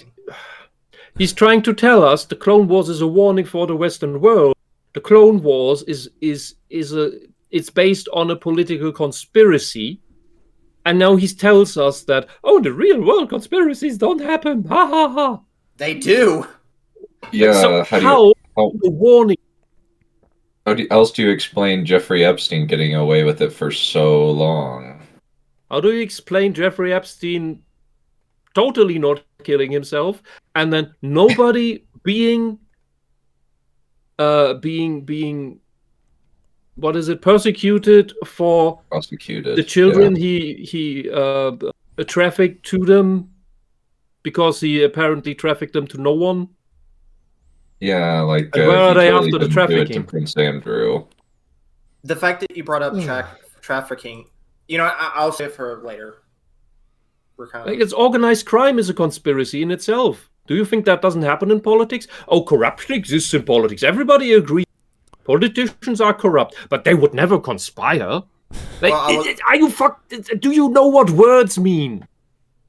Yeah, if I sit down with 2 people from my party and 2 people from the other party, the other political party, and talk with them about how we do. How we will vote on a resolution or whatever in Parliament, so that we will together get a majority on that thing over the other parties that we both despise, that already is a conspiracy. Because we organize in secret. And maybe we tell each other that, okay, I'm going to bring this argument, you bring that argument, they will say this and that, and then we'll have a whole thing that escalates and explodes. We get a big reaction out of the others, so they will discredit themselves, and we will look good. Great. That is also conspiracy. All right. You can do positive conspiracies. All right, let's continue. It's a neutral term. Let's continue. Yeah. Vladimir, thanks again. Here we go. Remember, commies are not people. Okay, thank you, Vladimir. They can become people again if they can manage to break the curse of undeath. All right. It is possible. It's rare, but it's possible. And one more, and then we'll get back to the video. Speaking of which, what do Epstein and Christmas lights have in common? Neither hang themselves. Okay. All right. Okay. Okay, that's brilliant. That's hilarious. I get it. It's good. Let's continue. Masses who move the world, not shadowy individuals. Take the color revolution that swept over Georgia in 2003, Ukraine in 2004. Those were started by fucking individuals. You fucking idiot. Yeah. Let's not get into the whole shadowy individuals. The whole it's one of these terms that got very much credited because it's always associated with it's conspiracy theories. The deep state is something very simple. That is the permanent workers in your government. The people who are constantly the secretaries. It's the people who make the schedules of when who meets whom, when do you have appointments with which lobbyist, and so on. Because by that you influence who gets connected to whom, gets influenced by whom, and thereby you have a very powerful passive power behind every throne on how things develop. I forgot what the guy's name is called in the European Parliament. This is this one main secretary. He's called the Dark Prince as a joke title. But it's basically all he does. He organizes who meets whom. That is its enormous power. Nobody knows about. Because nobody cares to look into these things. And the same is for all your staff members when you are a parliamentarian, when you have a seat. If you have a bad apple in there, or even two, that only want to push their personal politics, or even agents of another party, that happens on a daily basis. They will not push information to you that is relevant to your core issues or the core issues of your party, but some other random bullshit. And maybe even with missing information. That happens on the daily. That is standard. And those are all shadowy individuals. And everybody's doing it to everyone. And if you don't also do this, you're powerless against that. You at least need to know about it and acknowledge it in order to defend against it at the very least. Read Machiavelli. Mm-hmm. What a fucking naive idiot. It's because of idiots like him that people like Palpatine can get into power in the first place. Well, What did the Nazis do? They did false flag operations. The Night of Broken Glass, that was not the Germans that did that. That was solely Nazi party members, mainly the SR. Are you talking about the beer hall putsch, or that was something else? No. The Night of Broken Glass was when Reichskristallnacht, when the shop windows of the Jewish shops were broken. Oh, okay. Because the actual it was an attempted coup. And so I was like, and then you had the fight. You had the Reichstagsbrand, the fire in federal parliament. Oh, okay, yeah. I know that one. That was also a false flag operation. Oh. Yeah, they tried to put.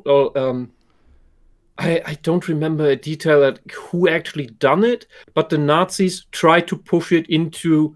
They tried to frame it as, it was the Jews. It was the Jews. Yeah, and sure. It was that, but that wasn't true. This happens all the time. Your government does this. My government right now does this. All governments do this. You're being lied to all the time. And it's very difficult to see through that. When your favorite party will be in power, they will do these things. Because that's what power does. It attracts people who do this shit. It's not that power corrupts. Yeah. It does. But what power does even more is attract people who are already corrupt. Who are already shadowy figures. Scumbags, narcissists, psychopaths. That's why there are so many in power, in parliaments, in governments around the world. Although, if we just speak about psychopaths, that's just 2% of the population. But man, are there a lot of them? Are they overrepresented in government? I want some more representation of non-psychopaths. All right, let's go. 2014. Democracy movements on the border of the Russian Federation created a great deal of paranoia for the Kremlin. Putin has always claimed that these demonstrations... Oh yeah, democracy movements in the Ukraine. Why are we Shut talking? the fuck up! You don't know nothing about the European continent. Let him go on. And do you have any idea how corrupt the votes there are? This is where I bring up this thing again. It doesn't matter who votes; it matters who counts the votes. Yeah, this is one of the two most corrupt countries in the world at war. You're like, oh wow, yeah. Who saw that coming? Yeah, I mean, they had elections there that where the people decided, oh no, we actually want to be part of Russia. Which then Ukraine said, no, you're staying. We don't accept that. Or when was it in Catalonia in Spain, where people voted, well, we don't want to be part of Spain anymore. Oh. And then the Spanish government sent the military to push it down, like, no, fuck you. Anyway. Just saying. The super chat from the Copper Owl regarding the guy who he said that this bullets travel at 1 million miles per hour. Apparently, he had a video that he deleted that compared a blaster versus a gun, and said multiple times that bullets travel at 1 million miles per hour. Which that's can't be that. That's fast. incredible. That is so ridiculously fast that you have to be like an idiot to even say that. Yeah, I will pretend he meant that as an exaggeration. Figure of speech. I hope so. Yes. I will. I'll just pretend that, because he doesn't seem to be the smartest guy. Yeah. Well. Apparently, he deleted the video of that bullet thing. Well, Okay. I'm going to skip ahead because this is not why we're here. We're not here to listen to him talk about wars. History. It's just come on. We already sped it up. Like, Oh God. let's just run it through. Back CIA in America, as if calls for a free society, individual rights, only values that people in the West can enjoy, and not universal values that a lot of people want. And let me tell you something. more Yes, America, transparency the CIA still. is involved in a lot of countries, as is the Kremlin, as is the CCP. But as we found out in Afghanistan, it doesn't matter how much money you pump into a country. If the people in that country don't want change, if they don't want democracy, then there will be no democracy. No, you didn't push through properly. Also, you blew up our Nord Stream gas pipeline, and now we were almost freezing. How could a dictator like Putin, who cares very little for his own people, understand the people of another nation? How can a dictator who uses his own people as cannon fodder understand the political? I don't know. Ask Joe Biden. Ask Hillary Clinton. Man, they must be of the horrible Republican Party, right? That's where the warmongers are, right? No one of them. And Obama, he bombed all the civilians in that sandbox country, right? He's a Republican too. Like, well, you should vote the other party. Knowing them, they'll say, "Well, Trump did it." Well, do you have proof? What did he do? No, I'm just saying, as like what Hillary and Joe Biden did with all this. I know someone out there would say, "Well, Trump did this." Yeah, but that's an idiot. That's an idiot you throw. Yeah. blind spot, and the blind spot of most authoritarian leaders. They disrespect the individual, see them as inconsequential. They see them as puny. No, you don't understand how Russia works, because if Russia has a leader who is weaker than Putin, Russia breaks apart. Because then the oligarchs just start feeding on each other's flesh, waging wars against each other, and then China takes its bite out, and other countries take their bite out of Russia. China's already nibbling at the borders as it can, because there are several border towns, cities, that China lays claim to. And they tried on Twitter already by saying, oh, this is an ancient Chinese city, which it isn't. And that didn't ring well with the Russian diplomats, and that was funny. It was like this little prodding on social media of how far can we push it, because that's what China always does. The same goes for Libya under Gaddafi. Horrible tyrant. Very murderous guy. The problem is, with these horrible drawn lines on the map, that was a country that has 3 tribes that hate each other to death. You cannot rule that with a Gandhi. You need a Gaddafi. Because if you rule it with a Gandhi, the Gandhi will have no power and will basically be replaced by one of the tribes, who then kills all the other tribes. A Gaddafi rules with an iron fist that everybody is afraid to die off, so those tribes stop killing each other. At least they kill each other less. That's how you get stability in a horrible place where you live with horrible people who are not as nice and friendly and allegedly enlightened as you are. You don't get to your Gandhi without a Gaddafi 1,000 steps before. Russia is in a similar spot, especially after all the Soviet bullshit. And the United States is not that much better off than you think. You just have the better industrial powerhouses, let's say. But you don't have as many resources available as Russia. Russia's just not exploiting all of them. It's just not tapping into all of them. And that means they'll last longer.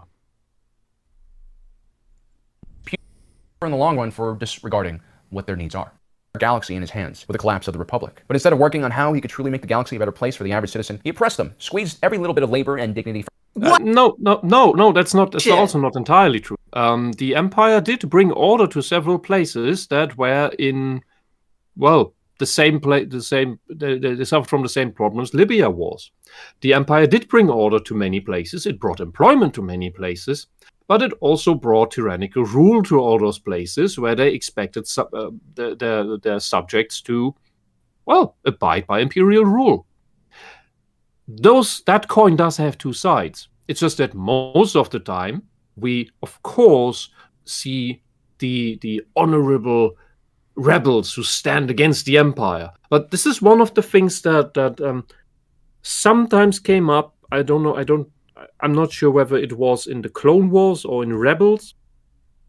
But this issue, or whether it was I think it was in the Old Republic mainly, where this issue actually came up.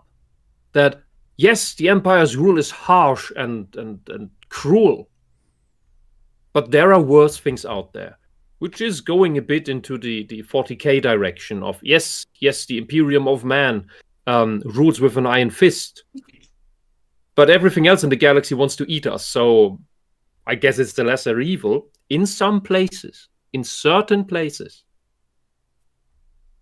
From them until the entire rose up against him and threw him down. Now back to the Galactic Republic. They always had this blind spot because of their founding charter. They believed themselves to be morally superior because they did champion a democratic system. The reality was the grievances of the Outer Rim planets were real. The Outer Rim territories lacked the population and therefore capital to develop infrastructure to maintain growth. Without that growth, there's no ability for the Outer Rim territories to fund their own defense. The demilitarization of the Republic worked for Core World's planets that could fund their own massive defense forces, but most colonies in the Outer Rim barely had enough credits to secure their own food supplies, let alone pay for a navy. And so you had worlds. That just sounds like a completely dysfunctional economy. That sounds like and massive mismanagement. A society that can't even exist if you don't have soldiers at the gates. Like, what are you talking about? They can't afford people to defend their own property. I mean, it's kind of like many of these desert planets. They are set up deliberately for the visuals as the homage to the Wild West, and that is I think a massive disservice to Star Wars, because that's all that Filoni and Favreau usually show. Everything is just a homage to the United States history. Everything's Tatooine. Everything's the Wild West. I forgot. And even Tatooine is the Wild West, even though the sets they use were in Tunisia, I believe. Yeah, it's filmed in Tunisia. Interesting.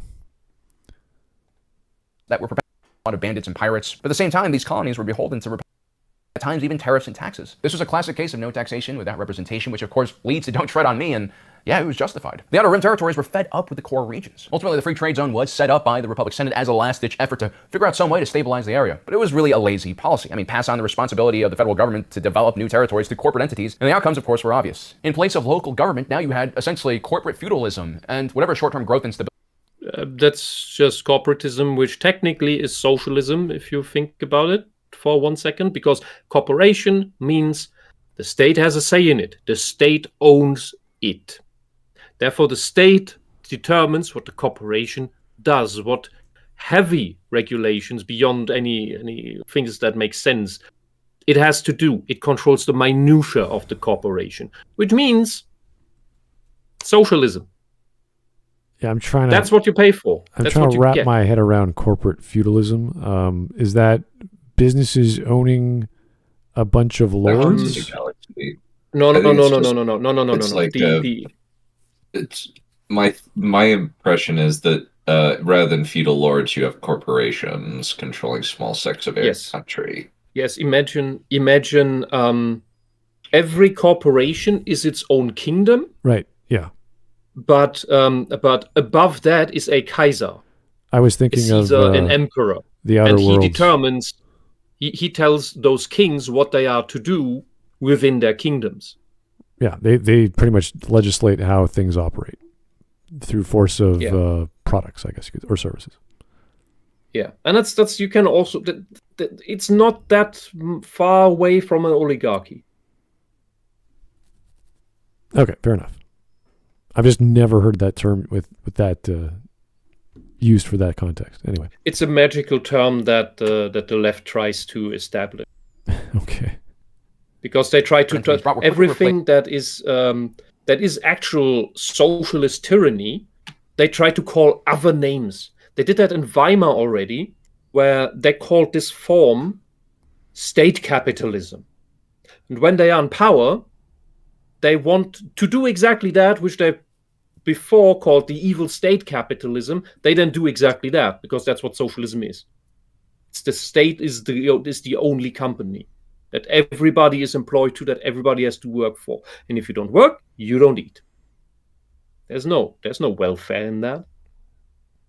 Okay. Entities brought were quickly replaced by just really oppressive measures. You had price fixing, you had indentured servitude, all the worst stuff. This is an important lesson for the elites in our own economic and political system. Well, I'm a staunch defender of capitalism for the same reasons I'm a staunch defender of democracy, because it is a terrible economic system, but it is better than literally every other economic system we've ever tried. Buzzwords. That's just a buzzword slogan. Capitalism is the worst economic system? Isn't that what you use for democracy?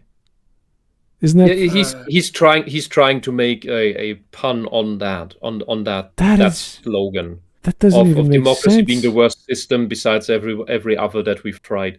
And he's not completely wrong. He just doesn't know that the critique of capitalism, which is the only defining characteristic that the average man knows about capitalism, was entirely defined by socialists, and that socialists are guilty of every single thing they accuse capitalism of. That the people at the very top, those horrible capitalists, well, strangely enough, they enact all the socialist policy, but they get to control everything and everyone. Man, I wonder whether socialism actually is for the poor or whether it just enriches the rich. Maybe it's all a projection and it's all a scam. Have you ever thought about that? Because, as far as I can see, all the socialist leaders who were ever in power, they never got rid of inequality. They lived in palaces, getting fat, while the populace was starving. Every single time, the exact opposite of what socialists promised happened. The exact thing they accused the horrible capitalist and whoever was in power before the socialists took that power. Man, they did exactly what they accused everyone else of doing. Every single time. And the exact same thing is gonna happen again because you are blind to conspiracy. And that people, politicians, activists might just be lying to you. Always check your facts on anything. It's just what he's giving is the story that he's learned in school and from what he believes is trustworthy media, which is just propaganda shit. I mean, I don't think he's malicious. I think he just doesn't know. So he's just ignorant. Yeah, I think that's comes across as if he's reading a Cole's Notes version of everything, and he's just skimming over what he's trying to say and why he's combining it with current events. I don't know what the hell he's going on about with the Clone Wars was a warning. Like, what do you? I mean, what was it forecasting? If conspiracies don't happen, then what? Yeah, then what is the Clone Wars a warning of? Well, he's never made a point about it, and I'm just I'm still waiting for him to make a point to Star Wars. But he hasn't. He started. You want to make that fucking comparison? So the separatists already have their droid army. Yes. Which then we need a counter army for that. How are we gonna get that? Man, they are a threat to us. It's not entirely congruent. But the historic equivalent that most closely relates to, I would say, is when Hitler claimed that Poland was trying to attack us, was trying to invade Germany, so we had to preemptively counter-invade them. It was totally justified. Also, they totally did attack us first. They didn't, but we'll say that. We'll say that on the radio, so everybody believes that, so that we believe we have casus belli. And so that everyone's on board with it. This is the same. This is the closest thing to that. So it runs a bit different, but that's what that is. Man, I guess the government conspired against its people. What a surprise. this is kind of the reason why I don't like years when my family would pay attention to certain news or what they would look up. I would just kind of go and search my own search the truth on my own just to make sure what they're getting is accurate. It kind of reminds me of this. Okay. All right. Almost done. Yeah. To ignore the growing income inequality, the monopolization of entire industries by a handful of companies, the predatory nature of not only Wall Street, but now these new money, digital age, crypto scammers and gurus, the whole system will collapse. And that's because this entire capitalistic system, the free market, it all depends on the consumer. No. Oh, God, you're such an idiot. The system is going to collapse because the people who have control over it are going to make it collapse at the moment that they most want it to collapse. Well, he's saying it's based on... If this is going to collapse, it is due to inflation, just as it happened during the Weimar time, which is when you had your Great Depression, because they started printing money like mad. What have the Western governments done in the past years like mad? Well, they have printed money. He's making the assumption that a marketplace is based off consumption or the consumers. It's like, no, it's based off the producers. It's the people making the stuff, making the services that people will eventually buy, not the other way around. You can't just have great demand but no stock. You have to have actual things to sell or services to sell. It doesn't work that way. If you don't, everything will pretty much collapse. You have to have resources. You're destroying yourself. You have to have something to sell. You can't just say, we want stuff. It's like, well, what do you want? Oh, we don't know. Oh, let me make the thing. Let me actually produce the thing that you want, not just arbitrary desire. That's silly. You're always going to have desire. This is a backwards take on the marketplace. I don't know where he came up with this. Now, maybe he's never read how capitalism works or how the market works. Maybe he's read Marx. I don't know, but it's always based on the consumer. It's like, no, I think China's doing really well with its sweatshops and selling things really cheaply. It's been doing that for decades. Not as much anymore, but well, yes. No, but that's what the Americans go, oh, wow, cheap stuff. Let's sell that at higher prices. Great. That's how it works. So no, it's not based off demand. It's based off production. Anyway. That I guess a lot of people at the top see as being on the bottom. But they really are on the bottom because they are the foundation of the entire economic system. It doesn't really matter how much wealth you can accumulate as... What the hell are you... Have you ever heard of the IMF? What? Don't tell him about the IMF. His brain will implode. He is using this top-down analogy. They say, well, they're really on the bottom because they're the foundation. It's like, that's the dumbest explanation for what you're trying to say. The most backwards way of explaining things to confuse someone of what the hell you're saying. They're on the top. Is he trying to say rich people have no power? The rich people are really on the bottom because they're the foundation, so therefore they're on the bottom. It's like, and the point you're trying to make is what? That the rich are the foundation of the market? It's like, okay, capital. So they control everything? I guess. Like, it's the same because thing. They can direct everything because they have the freedom to do so, because they have so many resources available to them. Yeah, but that's like saying the guy... And then, hey, you know what the rich could do? They could talk with each other of how to direct things together. And if they get possessed by some really stupid ideology, they could try to steer things that way so that they don't have so much wealth, but also gain political power without anyone even really having a say in it, because they actually control so much. Yeah. You know what? Oh damn! That sounds like a conspiracy. I guess it can't be. Well, just rich people talk with each other about what to do. He is making connections between words that have no meaning. It's the saddest form of writing an essay. It's like, oh, I'm going to say something clever, and it's just flipped. I changed it around. It's like, you didn't change anything. Just because you could say something clever doesn't make you clever. It's not even pretentious. This is like he just doesn't know what he's talking about. This is like a 9-year-old learning words, and they're like, "Oh, I understand the connection between ideas," and you're like, "Yeah, you're right." Yeah. That's kind of the reason why I asked. Like, I forgot what it was about someone being narcissistic. Like, is that... No. He's just dumb. No. That's not that. He's no. That's why I even asked, because it's like I don't even know where. But Thank you for asking, because as people know, I say that about a lot of people we cover. Here it is not the case. Yeah, because even I'm still new to the word, but I have to make sure like what is what could be considered narcissist. But since you said this guy isn't, okay. Narcissism requires a much bigger, grand sense of self, to the degree that you just, like Maggie Mae Fish as an example, where she will probably never take criticism. She believes that anybody who is against her is evil, and believes that she can do no wrong, and does not put any amount of self-reflection or anything into her thoughts. Yeah.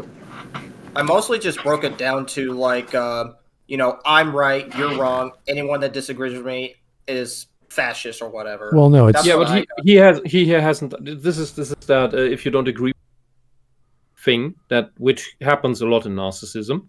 Mm-hmm. But he's not doing that. This guy is not doing that. He's just he seems to genuinely try to explain something that he's learned about and the pattern he's seen, but he has not remotely read enough in order to make such a thing. Yeah, he's naive.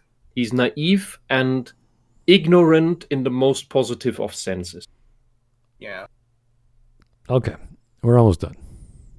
He's just undereducated. No longer buys into the system, is unwilling to work ungodly together. A galaxy-wide war seemed improbable to the elites living in their high towers in Coruscant on the eve of the Clone Wars. After all, who would fight this war? Martial cultures had disappeared from the galaxy. There weren't that many professional soldiers left anymore. Surely the citizens of the Republic wouldn't fight in a war. Could you imagine the core citizens being drafted and forced into the trenches? The Outer Rim, I can't imagine. I was almost drafted. Imagine me serving. Now, Palpatine understood. Oh, so there was a draft. Thank you. What's the problem? So there was a military.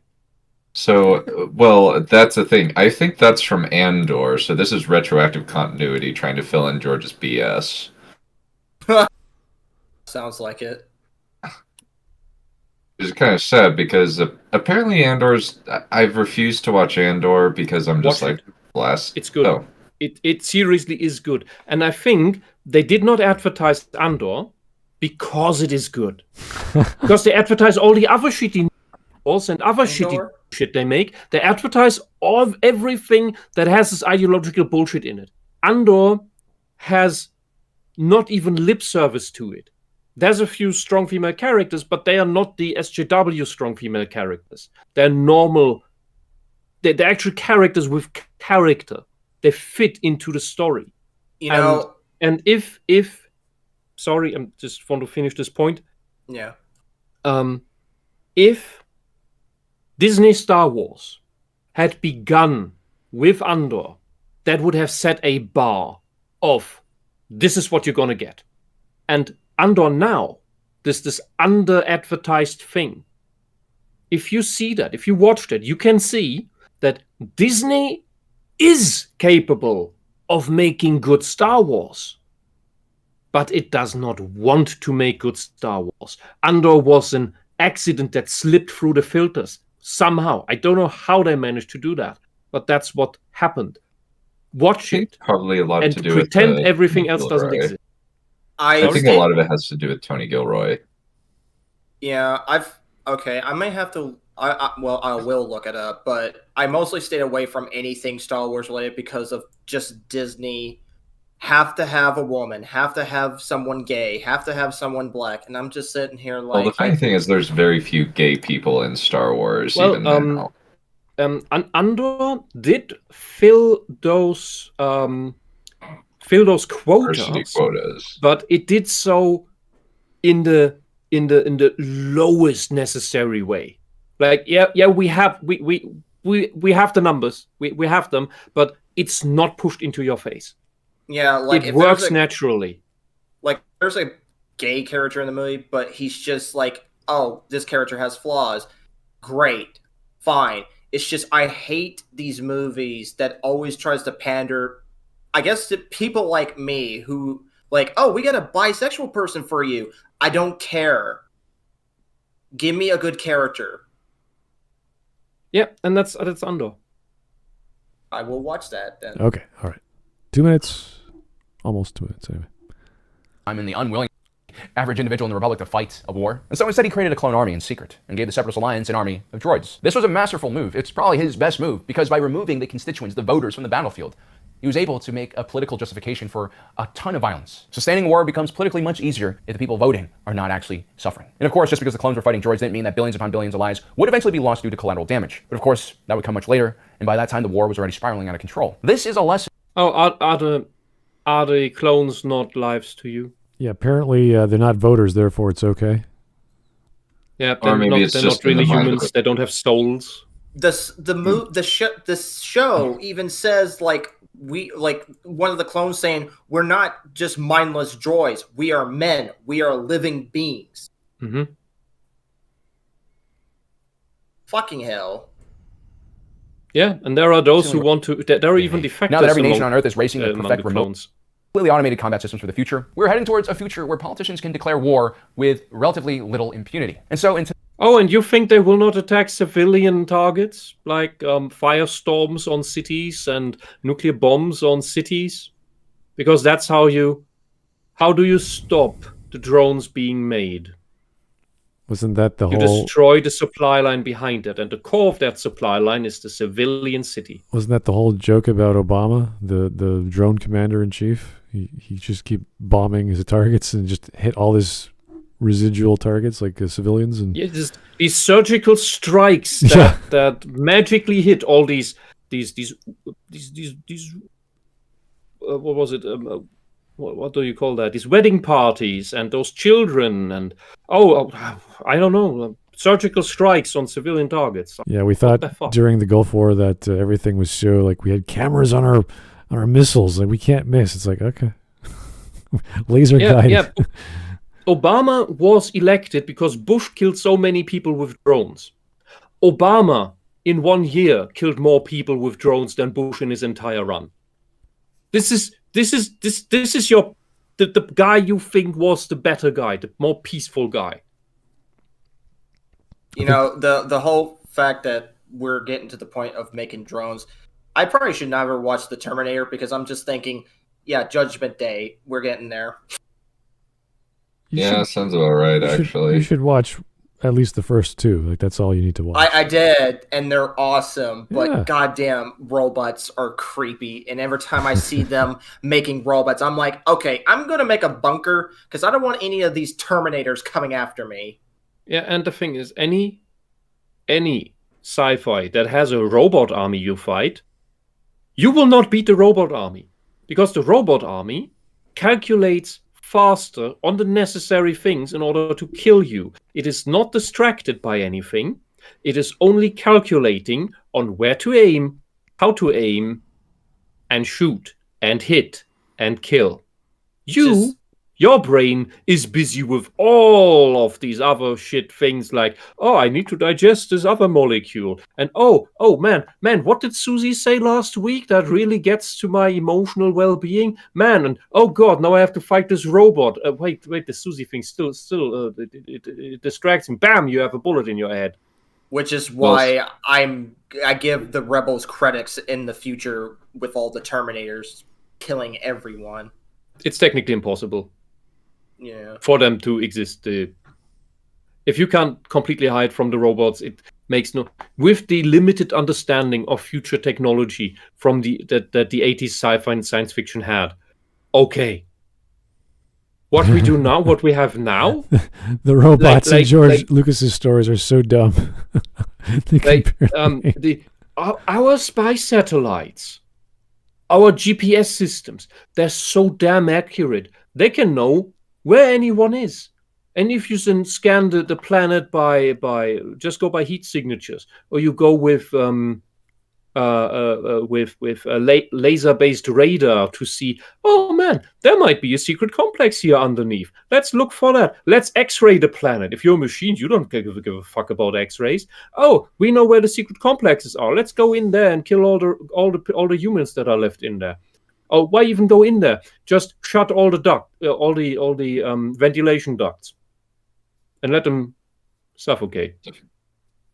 Yeah, that's pretty accurate. That's probably. Let's check where do they get water from? If it's not a natural water source, let's just cut off all the pipes. Done. Not a shot was So, fired. yeah, this has been a rather meandering video. I don't know if we're going to bother with this guy. Come on, we're in the last We're really minute. close. Let's just finish it up. We're almost finished, so we might as well get through. Minute. It's important to be vigilant, aware that the peace we live in and enjoy comes at a great price. We need to remember that there are still evil and barbaric forces out there that are seeking to dismantle all the progress we've achieved. Oh, the evil people who seek to dismantle things? You mean people who conspire? Maybe? Because how would they do that? Just some people. Some evil people. How could they possibly topple this wonderful big system with all these nice rich people? Simply folded. Allowing the Russian Federation to spill over the border. What would have happened next? Would Poland have gotten involved, or maybe some of the NATO nations in the Baltics? Would Moldova? The Soviet Union spilled over the border when it collapsed. That's where you got a huge flood of Soviet activists get into the West. Many under the guise of fleeing into a system that works better. Have you any idea how much socialist propaganda you are subject to just from the Democratic Party? You wouldn't believe it, because you don't know what socialists actually believe and what they preached in the Soviet Union or what they preach in China. It's the same shit that you get preached at now, with all the stuff of we're building welfare system, we're building a healthcare system and everything, and when it's there, it's more likely to kill you or just keep you as voting fodder until they can flip the switch. And when they flip the switch, they don't need the voting fodder anymore. They're just useless eaters. That's a word used by one of the richest guys currently up there in power, who brags about how his organization is penetrating all the governments in the world. Does that sound like a conspiracy, maybe? Oh, wait, those don't exist. It's kind of the same thing when people say, when I say like how the LGBT is, everyone always keeps saying, oh, that's a conspiracy theory. Is it? Because I got eyes and ears, and I'm seeing what I'm seeing. Don't trust your lying eyes. Oh, even like people in the gay the gay community are like, the trans issue is designed to erase gay people. Like yeah, Rick basically it is. Yeah, Rick Worley. His takeaway at the end of his J.K. Rowling video is that no, it's just to turn gay men into women and vice versa. Yes, because the joke is that the old conservatives, when you were behaving wrong, like you had a tomboy, a girl that behaves more like a boy, does rough and tumble play, is interested in boy interests. The conservative would say, no, you must wear the dress, you must play with the doll, you must learn how to knit and embroidery and dancing. See, that's always the conservative would insist on changing the behavior. See, that's always annoying me. Like I think I've told you this, but I was wearing like a crop top, and they were like, "Oh, you should get a fake a boob thing," and I'm like, "No, I'm perfectly happy being a man." Yeah, because that's the thing. These people are they are conservatives, but they're inverted conservatives. Because now, when there's a tomboy, for example, because it's a common established term, they will not say, oh, you must change your behavior so that everything is in line again. They will say, you must change your body to fit your behavior. Not your behavior to your body, but your body to your behavior so that everything is in line again. And they haven't said this out loud for the longest time, but they will. And if you read their texts, they actually already and they did for a long time already believe that the divergent sexuality is for them the exact same thing as the divergent interest of the tomboy. That is why the gay man has to be a trans woman and the gay woman has to be a trans man. because everything needs to be in line. They believe the same thing as the conservatives, just inverted. It's kind of like the same thing. I think they try to do this, but they were trying to wipe away like people who are bisexual. They're like, if you like men, you gotta be this, or if you like women, you gotta be this. It's like, you talk a lot about, acceptance. You're not doing a very good job at it. Yeah, they just have their own stereotypes that you have to abide by. They say, oh, we're fighting the horrible stereotypes. No, you're just replacing them with other stereotypes. And a lot of those stereotypes are the exact same stereotypes, just worded differently. And also sometimes worse on the person. And this is why... That's the usual outcome. Like, anything a socialist comes up with worse than the thing he complains about. And this is why I stopped supporting the community, because it makes me look bad, and it makes every people who are like normal gay people look bad too. But anyway. The socialists or leftists in general, for that matter, is the worst thing that ever happened to gay and trans people. Mm-hmm. The worst. All right. Anyway. Let's get this thing done. The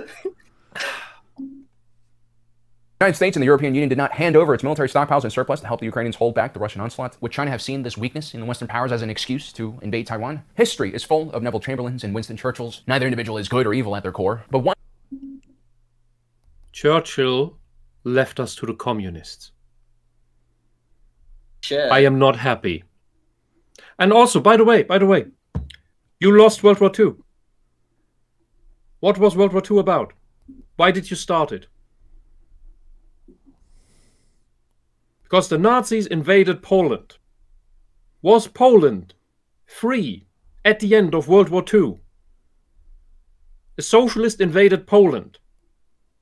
What happened at the end of World War II when you declared, Poland was under the rule of a socialist? It's just the other socialist. Fucking tyranny. Fucking exploitative horror. You did not finish the job. Churchill did not finish the job because he didn't give a shit about that part of the world. Right place, there are people who time. say he hated it anyway, so he didn't care. Right place in the right time and preserved Western civilization. And the other was the wrong person at the wrong time and almost threw it all away. It's always been like this all throughout history. Razor thin margins. A few good men stepping up at the right time in the right moment and saving us all. And so it's important for us to be vigilant, to be aware of the many malicious powers out there, but also stay optimistic about the future of humanity. What does all this have to do and with what is your warning for the Western? What is that? What is your title? You could if you were gonna make a video about this, just take Star Wars out, because this entire video had nothing to do with Star Wars. No, it had to do with Star Wars. He mentioned Star Wars. He showed pictures of Star Wars. Yeah, but he did not connect his Star Wars shit with history shit. Yeah. He just talked about both next to each other as if we magically see what magical schizo connections he has in his head. Because in his head, it totally makes sense what he's saying. Anyway. It doesn't. That's usually the case. Internally, he thinks it all makes sense, and he's explaining it in a way that people understand what he's trying to say, but he's not saying it. You need to say out loud what you actually mean, we are supposed to understand, and you're not doing it. Let's see what's going on in memes, because that was a big rambly... Yeah. I don't know. Pathetic. I don't know what he was trying to do. Just read the news? What was he talking about? It seems like it. You read a script that I hope was not written by him. Okay, here we go. Hey, Smud, sorry for missing last Smudcast, but goddamn, YouTube didn't alert me to the stream. What is the point of the bell if it doesn't... I don't recommend using the bell. I have no idea how it works either way, so don't... You still have to click on it. I don't recommend either way. Yes, Darth Vader nearly had an Oni mask. What we got, okay. What we could have got? Okay. That is... Do I know that title picture? Well, I mean, it could just be AI generated. I don't know. It looks similar to something, but I don't know. Could be Japanese inspired. It's not the thing where Luke is called Starkiller and has a robot head. He's an old man. Did you know that was the original pitch? All right, this is where the fun begins. Hey, it's the good Clone Wars. Yeah. The one that was made by the same people that brought you Samurai Jack. The prequels, the originals, If 2008 only, Clone Wars. if only I could like the style. 2008 Clone Wars, Rebels, and then the sequels. Yeah. Yeah. Fuck the sequels. Oh dear. When you see Disney Star Wars for exactly what it is, I'm not going to read all that, but thank you. Yeah. That's pretty accurate. Good. Let the hate flow through you. Yeah, this is pretty much what happens half the time on the Smudcast. The title, the subject, the thing that gets you to click on the video has nothing to do with the video. Nope. Uh-huh. The seas we got, Yellow Sea of Japan and East China Sea. The seas General Douglas MacArthur wanted. Commie scum, we taught a lesson. China. Sea of irradiated cobalt. That looks good. In the unified Korean island. Yeah, that looks good. That's a strange way of putting it.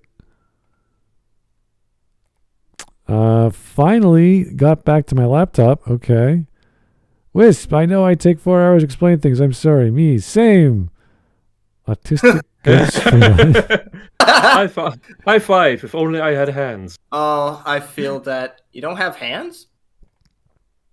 Well, in this meme, I only am a head. and Rotom is a lawnmower. Well, I don't mean like you. Never mind. Okay. An anime that's more Star Wars than Disney's Heavy Metal L. L Game? Heavy Metal L. Interesting. It looks, well, obviously it's very Japanese, but it could be also very Star Wars. There was the movie that Whisp was talking about. I do have plans to watch this. I love horror movies. Watch it. Watch it. I'm going to watch it. Don't watch it with kids. It's not a kids movie. It's not a kids movie. Yeah, no, duh. Keep the kids out. So if you put Henry Cavill in anything in 40K, he's going to do a good job. It doesn't matter if he's the Emperor or not. But yeah, I like to see him as not the Emperor. The Emperor is kind of like this big sort of bigger than life character. I want Henry to be, you know. I think Henry Cavill can do a really good villain face. So he might even work as Horse. Well, I'm just thinking he looks like the Emperor in pretty much every artwork I've ever seen of the Emperor. It's like he was designed in a test tube to be the Emperor of mankind. I know, he just needs to let his hair grow out and not dye it white. I think it was just a wig. I'm at the part with Michael Myers. That one's cracking. Yeah, this is what went through my head, but apparently the meme maker was also thinking it. Can you imagine him going up to all the hobbits and just staring at them? Yeah. Okay, we'll go on the journey. Okay. How did you know he has to go on a journey, Frodo? Don't kill us. Don't kill us. How'd you know? We just have to go. Okay. A video by a semi-popular Star Wars channel. Wait, why hasn't Mahler reacted to it yet? Has anyone seen Mahler? Hold on, I got this. Ahem. Last Jedi is a good movie. Oh, okay, then he... No, Mahler hasn't reacted to this because he knows jack shit about history and politics. He thinks God of War is good and that it's not woke. What? Yeah. Star Wars, oh. Just like critical thinker. Dude, come on. Where are the heads? Great. Are there heads in there? No, they're I just see bodies but no heads. Also detached limbs. Building this star will create hundreds of thousands of jobs. Oh, thank you, Darth Vader. Yeah. Me, I buy that for $1. Me imaging the UN without an army. Okay. Since when are the Blue Helmets doing anything? And then we have Shrek. What is this a combination of? I have no idea. I don't know. I think this is Gandalf it's Shrek as Gandalf. Wait, God. Gandalf in the Rings of Very Power? white Shrek. No, the Lord of the Rings. This is Lord of the Rings Gandalf? Really? I think so. Wow. Not with that beard. He didn't tie his beard that way. Maybe Gimli. I don't know about. I think it's transposed over it. I don't know. It's a weird AI image. This is fully AI generated. You want me to make a whole new breed of orcs? I too like to live dangerously. What? Oh boy. You done messed up. Iago? Iago. Yeah. That's Key and Peele as Iago, and it's Key and Peele as Iago and Jafar. I'm sorry, Jafar. I'll wash your robe till it's blacker than my mama's booty. Jeez. That's freaking hilarious. Imagine gay shit being done with that mustache. You don't like. Oh god. Should I tell why dads often grow a mustache? No. My reaction at the 10-minute mark. Here we go. You expect me to believe that, maggot? There we go. Thank you. Okay. Not his notes, his script. Smut, I found Generation Text. No, I don't know what's up with this guy. I don't know whether he makes his own scripts or whether he doesn't have a script. Or he just that was red. Of course, it was a script. Still number one with Democrats for propaganda. Okay. CBS. Oh, there she is from Ghostbusters. Leslie Jones. Oh, God. Yeah, that one's nuts. She just has crazy written all over her face. George, no. Does she do any actual funny stuff? Not that I am aware of. Not really. No. So she's just loud and obnoxious, being black. Yes. Yeah. So this thing with the Triumph of the Will, I mean, it's just a shot. It's not poking fun. It's not an homage. It's just he liked the angle. He liked the perspective. Yeah, that too. Yeah. Gandhi could never lead an ironclad dictatorship. He doesn't have the might to. Bitch, please, I have the power of the atom on my side. No one help bow before that might have ended. Civilization. Sid Meier's Civilization Gandhi is a story. Yeah, Civ 1, 2. We all love him. Yeah, it's different. We all love him. Communist detected on American soil. Lethal force engaged. All right. Thank you, Mr. Prime. What's his name again? I'm trying to remember. Liberty Prime. Liberty Prime. Thank you. Oh boy, there is my funnest group of 4X leaders. Hey, Smud, following up on the question I asked regarding a Smack TV show, I think it could work, but I don't think current writers could handle the nuance. Oh, I'm sure they could. It's all politics. It's all just rambling. And their political opinions would blind them. No. That's the thing. If they would understand all the perspectives, they'd be fine. And that's all they have to do is read and listen to each of the characters, and they'd be like, I can write this guy. No problem. It's great. The problem becomes the guys in the bottom. You're right, because one's a pirate, one's a cyborg, one's a religious cult leader, whereas the other one's is just religious, and the other one is a cult. So they combine the two. It's kind of weird. The other one's a hacker. The other one's like a worker, like not like a communist worker, but just like a worker's paradise dude.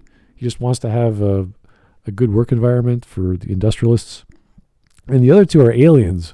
Those would be the easiest because they're so simple and they're so straightforward. And one of them is about power, and the other one is about not peace per se, but about unity, about understanding the universe. It would be great. I'd love to see it, even bad versions of it. Smud, does he even understand economics? Smud, it's been over 700 episodes. Has anyone you've covered understood economics?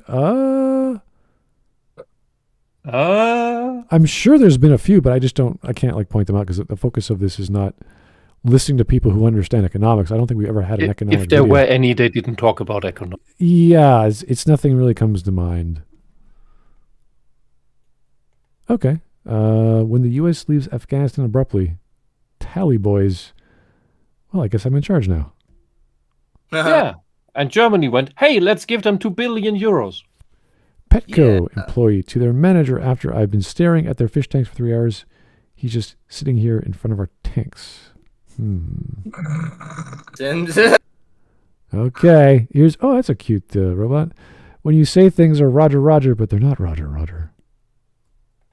Haha. What the fuck is that outfit? That is fashion design. Yeah, I don't know what that is. It's anime. I think this is just trying to get us used to the aliens who are going to reveal themselves to us in this decade.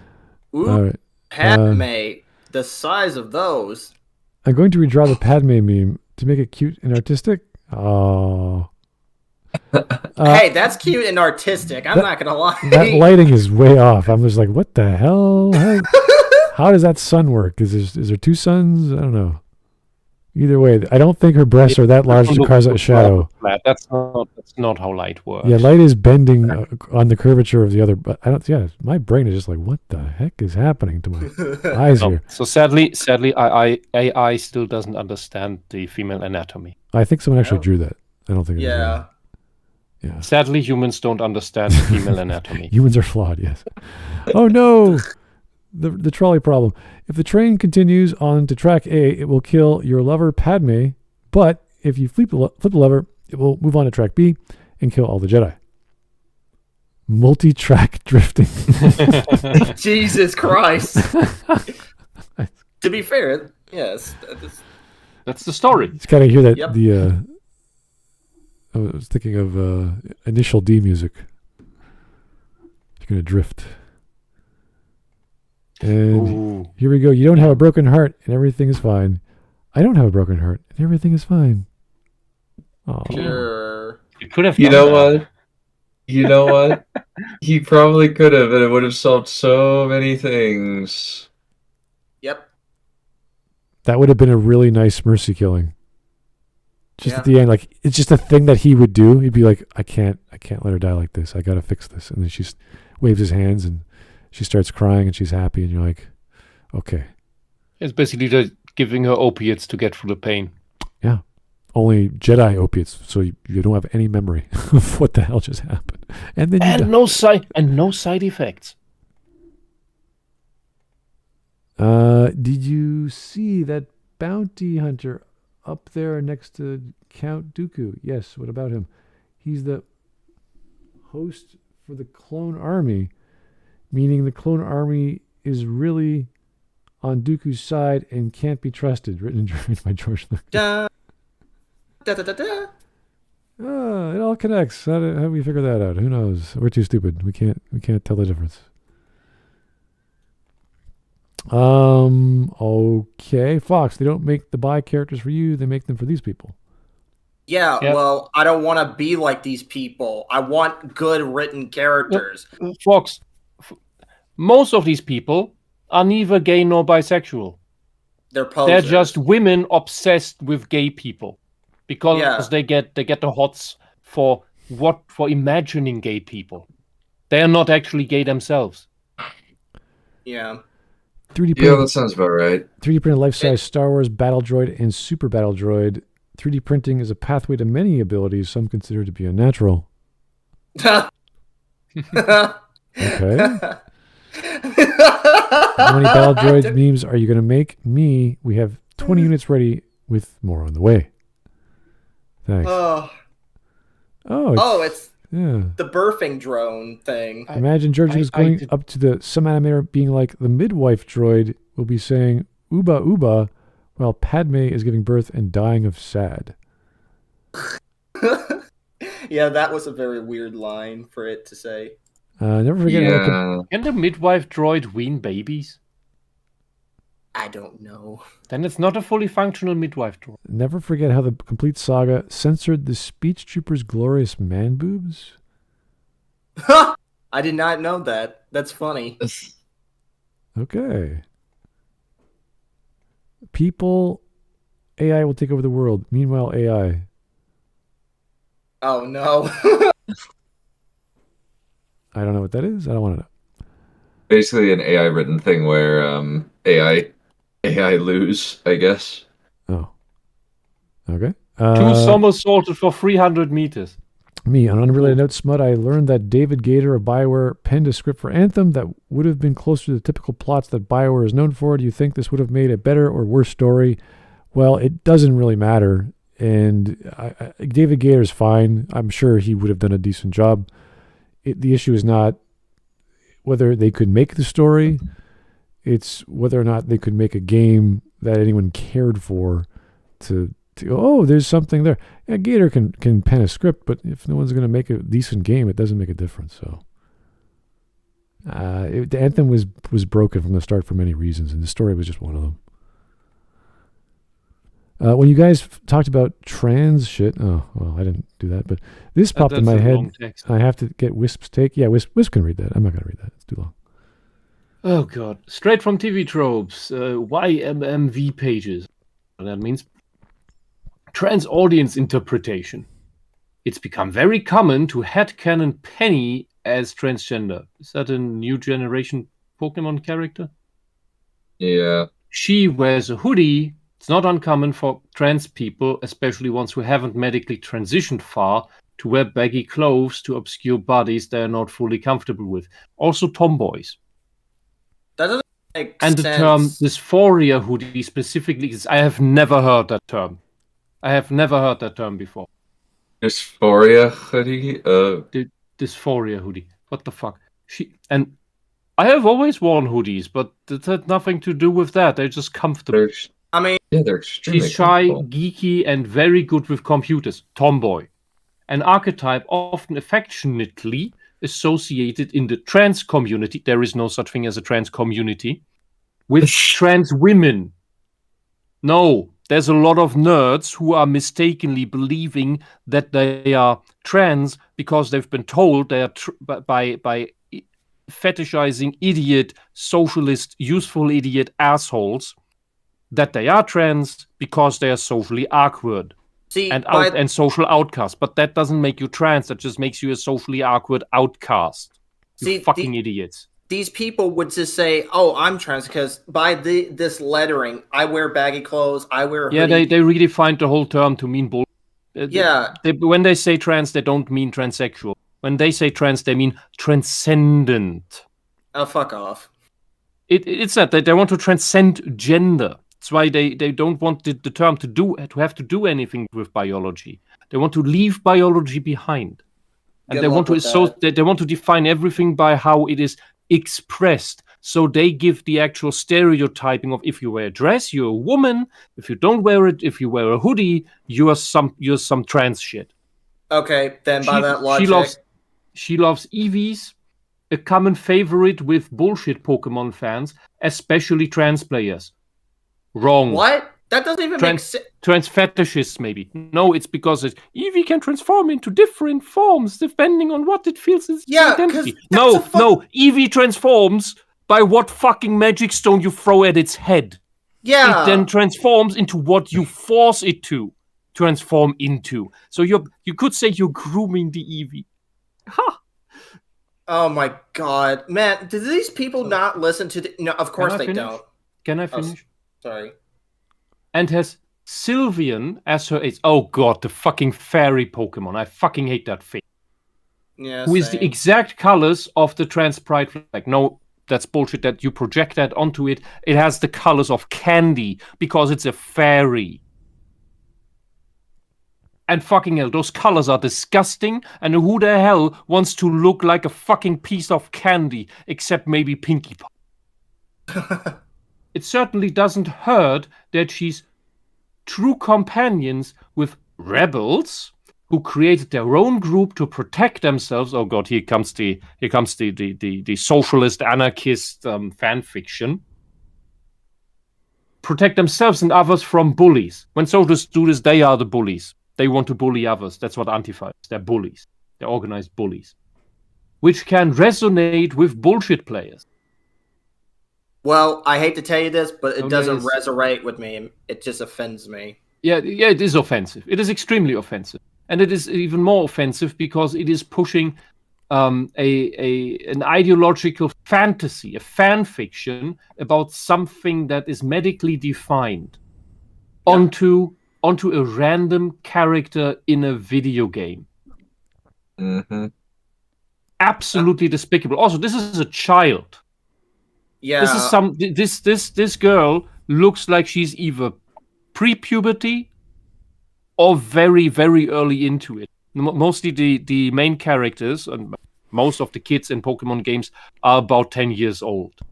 You know, you cannot medically diagnose anyone at that age with any trans issue.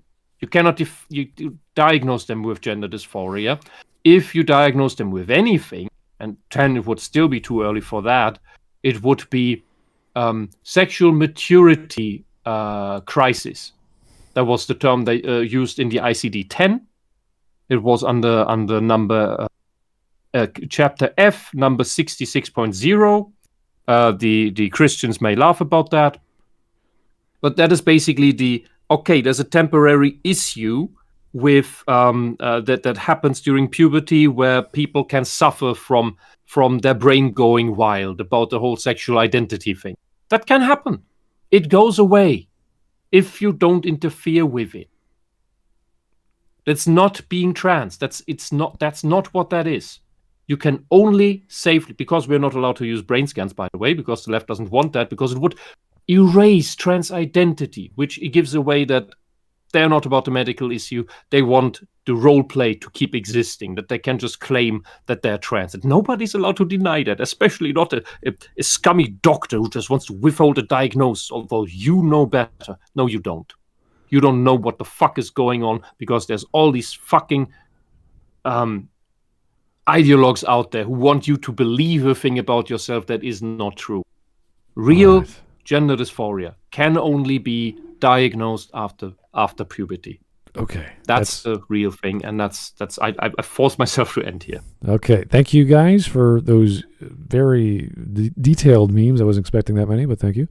Nice to have Whisp on as always, and Dunn. Didn't see you for a while, but good to see you back. Mm-hmm. Yeah, I was working on Fridays for a long time when you shifted your schedule. Fridays, Mondays, and Tuesdays. Now I shifted to just working Monday through Wednesday and on Saturdays. Okay, well, anytime you want to have a Smudcast or a Smud chat about a specific topic, we can always make time for you. That's no problem. So tell me when you're free. Anyway, guys, thank you so much. That went longer than I expected. I thought we were just going to do half of that because I remember doing this guy before. We didn't like him that much, but he wasn't like, he didn't offend me. He's dumb. Let's just be honest. He doesn't know what he's talking about in any detail. He knows some. He knows a level of intelligence or a level of knowledge, but he did not connect the dots. He always makes the same mistake most of these other people make, where they have a title and they just ramble on. And we're sitting there going, what's your point? What's your point? What's your point? And all because he has a YouTube channel dedicated to Star Wars. People watch him and they go, yep, you're smart. You know about Lucas. You know about current events, blah, blah, blah. It's like, that's not an effective video for me, or topic for that matter. Having almost 1 million or even over 1 million subscribers doesn't mean you're correct on the stuff you babble. It just means you churn out crap, and it's kind of the worst kind of crap, because there's something there, but it goes nowhere. It's like 2 + 2 is 4, and I like hamburgers. You're like, I don't. What are you trying to connect the dots with? You like 4 hamburgers? Do you want to go to a place that has 4 hamburgers, or are you just making shit up? And it's just making shit up. That was a gobbledygook of I don't know, war and history and current events that just made no sense to Star Wars. So superficial pseudo knowledge. I don't know. It just seems like this guy is just blacklisted because he just doesn't bring up any points. I would like to blacklist just because it's so silly and there's nothing there. And I'm hoping there is, but I know it's not going to happen. Even the last sentence, we were like hanging on to something like, nope, nothing. Waste of time. But we've seen worse Star Wars fans YouTube channels. Oh, so hence the guy that says you're watching movies wrong. He will still be the worst. Oh, yeah. I think Maggie's actually the worst. Well, Maggie's her own division of YouTube. It's her own dimension. I don't know if you can compare to anything else. She's that unique. I think she is a dweller in the Eye of Terror. Oh. Yeah, that sounds about right. No, she is an avatar of Slanesh on this world. Oh, that is not nice, sir. I know what Slanesh is. That is that is pushing it. No, it's not. No, it's not. She is indulging. She is excessive. Come on. Let's not go there. Anyway, thank you guys. Have yourself a great evening. We'll talk to you soon. Good night. Good night.